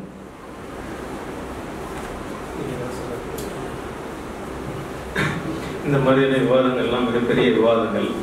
உண்மையில் தீவிரமாக ஆங்கிலத்தில் நடந்து கொண்டிருக்கிற விவாதங்கள். நாம் தனித்தனி அம்சங்களை எடுத்துக்கொண்டு பேசிக் கொண்டிருக்கிறோம். செமி என்கிற வார்த்தைக்கான பொருள் என்ன என்பதே நாம் இங்கே ரொம்ப காலமாக அறை மீதி அறை ஏதோ இருப்பதாக சொல்லிக் கொண்டிருக்கிறோம். ஆனால் அறை அல்ல, புதிய புதிய வடிவிலான கலோனியல் ரூலுக்குள்ளார உருவாகக்கூடிய ஒரு நியூ ஃபியூடல் அப்படிங்கிறது தான் அதுக்கு பொருள் அப்படின்னு சொல்லி எம்எல்ஏங்களுக்கு இடையில நடந்த நீண்ட விவாதங்களின் முடிவில் 90களின் இறுதியில் பங்களாதேஷ் கட்சி அவர்களும் பூடான் கட்சி அவர்களும் இன்னும் ஈரான் இருக்கிற எம்எல் மூமெண்ட்லாம் இவங்கெல்லாம் பேசினாங்க. நாங்கள் இந்த விவாதத்துக்குள்ளார போக விரும்பல. ஆனால் இந்த விவாதத்தை நாம் கேசவன் குறித்து இந்த விவாதத்தை தொடர்ந்து நிறுத்திவிடும். கேசவன் குறித்து நாம் அதிகமாக பேச வேண்டும் என்பதற்காகத்தான் இந்த கருத்தரங்கத்தை ஏற்பாடு செய்கிறோம். அடுத்த ஆண்டும் கூட இப்படியான கருத்தரங்கத்தை ஏற்பாடு செய்ய உள்ளோம். பணம் கொடுக்கறதுக்கு ஆள் யாருன்னு ரொம்ப நேரமா தேடிட்டு இருக்கீங்க. நாம் தம்பி கொஞ்சம் எந்திரிச்சு இல்லை. ஆமா, அவரு தான். கொஞ்ச நேரம் குறைஞ்ச நீ பணத்தை கொடுத்துடலாம். என்ன காலம் வரையிலான சமூக வரலாறுகளை எழுதுவதில் கவனம் செலுத்தியிருக்கிறார். அதற்கு அவர் அந்த அந்த நூல் வெளியீட்டில் நூல் எழுதுவதில் திட்டமிடுவதில் இருந்து அதற்கான ஒரு தொடர்ச்சியை நம்மால் காண முடிகிறது. அவ்வளவு நீண்ட காலத்தை எடுத்து அவர் செய்திருக்கக்கூடிய பணியை விமர்சனபூர்வமாக பார்ப்பதென்றால் மிகவும் சிரமம் என்பதை எடுத்து கூறினார். அதே வேளையில் அத்தகைய விமர்சனபூர்வமான உரையாடலுக்கு பார்வையாளர் தரப்பில் இருந்தும் அவருடைய நூல்களை வாசித்திருக்க வேண்டும். சமூக வரலாறு குறித்த இதுவரையிலான ஆய்வுகள் குறித்து அவர்களுக்கும் அறிமுகம் இருந்தால்தான் அத்தகைய உரையாடல்கள் சாத்தியம். இல்லை என்றால் அந்த உரையாடல்கள் லாவணை பாடுவது போல என்று சொல்வார்கள் அல்லவா, அதுபோல ஆகிவிடும். எரிந்த கட்சி எரியாத கட்சி என்பது போல ஆகிவிடக்கூடிய வாய்ப்பு இருக்கிறது. நாம் இங்கே அப்படித்தான் சமூக வரலாறு குறித்து உரையாடி கொண்டிருக்கிறோமா என்கிற ஐயம் எனக்கு உண்டு. கேசவன் அவர்கள் இவ்வளவு நீண்ட கால சமூக வரலாறை வெவ்வேறு நூல்களில் குறிப்பாக இலக்கிய பணுவல்கள் வழியாக சமூக வரலாற்றை கட்டமைப்பது என்கிற ஒரு பணியை மேற்கொண்டார். அத்தகைய பணியை அவர் செய்யும் பொழுது அவர் மீது வைக்கப்பட்ட ஒரு விமர்சனம் என்பது பொருத்தமுடையது என்று நான் நினைக்கிறேன். குறிப்பாக நாம் சிங்காரவேலர் பற்றி அவர் எழுதியதை பேராசிரியர் அவர்கள் சுட்டியது போல அந்த நூலில் 200 பக்கங்கள் அவர் கால்கட்ட பின்புலத்தையும் கம்யூனிஸ்ட் கட்சியினுடைய வரலாறை பற்றி பேசிவிட்டு சிங்காரவேலரை பற்றி பேசுவார். அதே போலதான் பல்லிலக்கியம் பற்றிய நூலில் பெரும் பகுதியில் அந்த காலகட்டத்தினுடைய சமூக அமைப்பு பற்றி பேசிவிட்டு பல்லிலக்கியத்தினுடைய இயல்பு பற்றி பேசுவார். இலக்கிய பண்புகளுக்கும் இலக்கிய பண்புகளினுடைய உருவாக்கத்திற்கும் சமூக அமைப்பிற்கும் உள்ள உறவை, மோதலை, ஒன்றோடு ஒன்று மோதி உருவாக்கக்கூடிய ஒரு மனப்போக்கை, கருத்து நிலையை அந்த சமூக அமைப்பை உருவாக்குவதில் அந்த இலக்கிய பண்புகள் இடம்பெறுகிற தன்மை. அதற்கு பின்பு ஒவ்வொரு காலகட்டத்திலும் அந்த இலக்கிய பண்புகள் தமிழ் சமூகத்தின் ஊடாக வருகிற நிலைமை. இது பற்றிய கேசவன் எழுதுகிற காலத்தில் அத்தகைய புரிதல் நமக்கு சேரவில்லை. சமூக வரலாறு பற்றி வரலாற்று பொருள்முதல் வாதம் வழியாக நாம் பெற்றிருந்த அறிவு, வரலாற்று பொருள்முதல் வாதத்தை பிரயோகித்தல் என்றால் என்ன என்பதை நாம் கேள்வி கேட்கும் பொழுது அடிப்படை உற்பத்தி அமைப்புகள், அதற்கு மேலாக இருக்கிற மேற்கோப்பு அமைப்புகள், அடிப்படை அமைப்புகள் உறுதி செய்கின்றன, மேற்கோப்பு அமைப்புகள் அதனுடைய வெளிப்பாடுகளாக அமைகின்றன என்கிற ஒரு புரிதல் வலுவாக இருந்தது. இந்த புரிதல் சரியானதுதான். பொதுவாக சொன்னால் இந்த புரிதல் சரியானதுதான். ஆனால் ஒரு சமூக வரலாற்றை எழுதும் பொழுது இத்தகைய ஒரு வாய்ப்பாட்டு ரீதியாக சமூக வரலாறை அவ்வாறு ஆய்வு செய்ய முடியாது. ஏனென்றால் சில வேளைகளில் அரசியல் முக்கியத்துவம் பெறலாம். அரசியல் அந்த சமூக போக்கின் ஊடாக ஒரு முதன்மையான கூறாக இருந்து சமூக நிறுவனங்களை, உற்பத்தி அமைப்புகளை ஒழுங்குபடுத்துவதாக மாறலாம். உற்பத்தி அமைப்பில் ஏற்படுகிற மாற்றங்கள் மேலமைப்புகள் தீவிரமான தாக்கங்களை செலுத்தி அதை மாற்றுவதாக அமையலாம். இவையெல்லாம் தீவிரமான தரவுகளை சேகரித்து அதன் அடிப்படையில் எழுதப்பட வேண்டிய ஒன்று. ஆனால் கேசவன் அவர்கள் ரொம்ப குறுகிய காலகட்டத்தில் ஒரு நீண்ட கால வரலாற்று பின்புலத்தை அவர் எடுத்துக்கொண்டு அந்த செய்த வேலையில் இந்த முதல் நான் முன்பு கூறியது போல அது ஒரு பிரதிபலிப்பாக பார்க்கக்கூடிய ஒரு போக்கு அவரிடம் வலுவாக காணப்பட்டது. இதை கடந்து செல்ல வேண்டும் என்கிற ஒரு விமர்சனத்தை மற்றவர்கள் எல்லோரும் அவர்களுடன் பயணித்தவர்கள் எல்லோரும் சிவத்தம்பி சார் அவர்கள் சொல்லும் பொழுது இந்த தவறை நாங்கள் எல்லோரும் செய்தோம் என்றுதான் சொல்வார். நாங்கள் என்பது அவர் கைலாசபதி அவர் மற்றவர்கள் எல்லோரும் புலப்படுத்தி நாங்கள் சமூக வரலாற்றை எழுதும் பொழுது வரலாற்று பொருள்வார்த்தை பிரயோகிக்கும் பொழுது நாங்கள் இத்தகைய பிழையை விட்டோம் என்று அவர் ஒரு நேர்காணலில் பதிவு செய்திருப்பார். இந்த கேசவன் அவர்களுடைய நூல்களை நாம் திரும்ப படிக்கும் பொழுது திரும்ப வாசிக்கும் பொழுது அந்த நூலுடைய பொருட்பாடுகளை பற்றி பேசும் பொழுது அவருடைய பணியை மேலும் முன்கொண்டு செல்வதற்கான தேவைகள் இருக்கும் பொழுது குறிப்பாக அவர் எடுத்துக்கொண்ட தலைப்புகள் ரொம்ப மிக முக்கியமானவை என்று நான் நினைக்கிறேன். அவர் முதல் புத்தகத்துக்கான தலைப்பான மண்ணும் மனித உறவுகளும் என்கிற தலைப்பே மிக மிக வித்தியாசமானது. அந்த காலத்தில் ஜியோகிரபி பின்னாடி ஜியோகிரபிக்கல் கல்ச்சர் ஸ்டடீஸ் என்ற ஒரு துறையை இன்றையெல்லாம் உருவாக்கி இருக்கிறார்கள். உருவாகுகின்ற அந்த சமூக அமைப்புக்கும் அந்த நிலவியல் அமைப்புக்கும் இருக்கிற தொடர்பை கணக்கில் எடுக்க வேண்டும் என்பது பற்றி அழுத்தம் திருத்தமாக இன்று மார்க்சியர்கள் கூட வலியுறுத்துகிறார். அதைத்தான் மார்க்ஸ் அவர்கள் ஆசியன் ஃபார்ம்ஸ் என்று சொல்லும் பொழுது ஆசிய உற்பத்தி முறை என்பதை விட ஆசியாவில் நிலவிய உற்பத்தி முறைகளினுடைய தன்மைகள் வடிவங்கள் என்னவாக இருந்தன, அவற்றை ஐரோப்பிய தன்மைகளிலிருந்து எவ்வாறு மாறுபட்டிருந்தன என்பது குறித்த ஒரு ஆழமாக திரும்ப கவனம் செலுத்த முயற்சி செய்தார். இன்று மார்க்ஸ் காலத்தை விட மற்றவர்களை விட நமக்கு கூடுதலான தகவல்கள் கிடைக்கின்றன. அவற்றை கவனத்தில் கொண்டு கேசவனுடைய நூலை வாசிக்க வேண்டும். அவர்கள் காலத்தை விட கூடுதலான ஆய்வுகள் இன்று நடந்திருக்கின்றன. அவற்றை கவனத்தில் கொண்டு கேசவனுடைய நூல்களை வாசிக்க வேண்டும். சமூக வரலாறு பற்றிய சோசியல் ஹிஸ்டரி என்ற பதமே ஹிஸ்டாரிக்கல் மெட்டீரியல்ஸிலிருந்து அந்த பதமே வந்தது. ஏனென்றால் சோசியல் ஹிஸ்டரியை முன்பு சமூக நிறுவனங்கள் தனித்தனி சமூக நிறுவனங்களுடைய வரலாறாகத்தான் பார்த்து கொண்டிருந்தார்கள். எல்லா சமூக நிறுவனங்களுக்கு உள்ளாக இருந்து இணைப்பாக இருந்து அவற்று ஒன்றோடொன்று மோதுருவதில் இருந்து மனிதர்களுடைய அடிப்படையான உற்பத்தி முறையிலிருந்து இந்த சமூக அமைப்பு எப்படி உருப்பெற்று இழந்து சிதைந்து மடிந்து இன்னொரு சமூக அமைப்பு உருவாகிறது என்பதாக மார்க்ஸ் ஒரு புதிய வரலாறு பற்றிய கடந்த காலம் பற்றிய புரிதலை அவர் முன்வைத்தார். இப்படியாக கடந்த காலத்தை எப்படி ஆய்வு செய்வது, ஏன் இந்த கடந்த காலத்தை இப்படியாக ஆய்வு செய்ய வேண்டும் என்றால் நாம் நிகழ்காலத்தில் அதனுடன் மோதிக்கொண்டிருக்கிறோம். அந்த கடந்த காலம்தான் நம்முடைய நிகழ்காலமாக சேர்கிறது. அதனுடன் மோதிக்கொண்டிருக்கிறோம், அதனுடன் வினைபுரிந்து கொண்டிருக்கிறோம். அதனால் அதை புரிந்து கொண்டால்தான் நம்மால் நிகழ்காலத்தில் வினை புரிய முடியும், அதை மாற்றி அமைக்க முடியும் என்பதிலிருந்துதான் அவர் வரலாறு பற்றிய அந்த தத்துவத்தை உருவாக்கினார். இது பற்றிய நம்முடைய பிரயோகம் நம்முடைய எழுத்துக்கள் எல்லாம் கேசவன் மிக முக்கியமான பங்களிப்பை செய்திருக்கிறார். ஆனால் அது போதுமானது அல்ல. அதில் நிறைய விவாதங்கள் இருக்கிறது.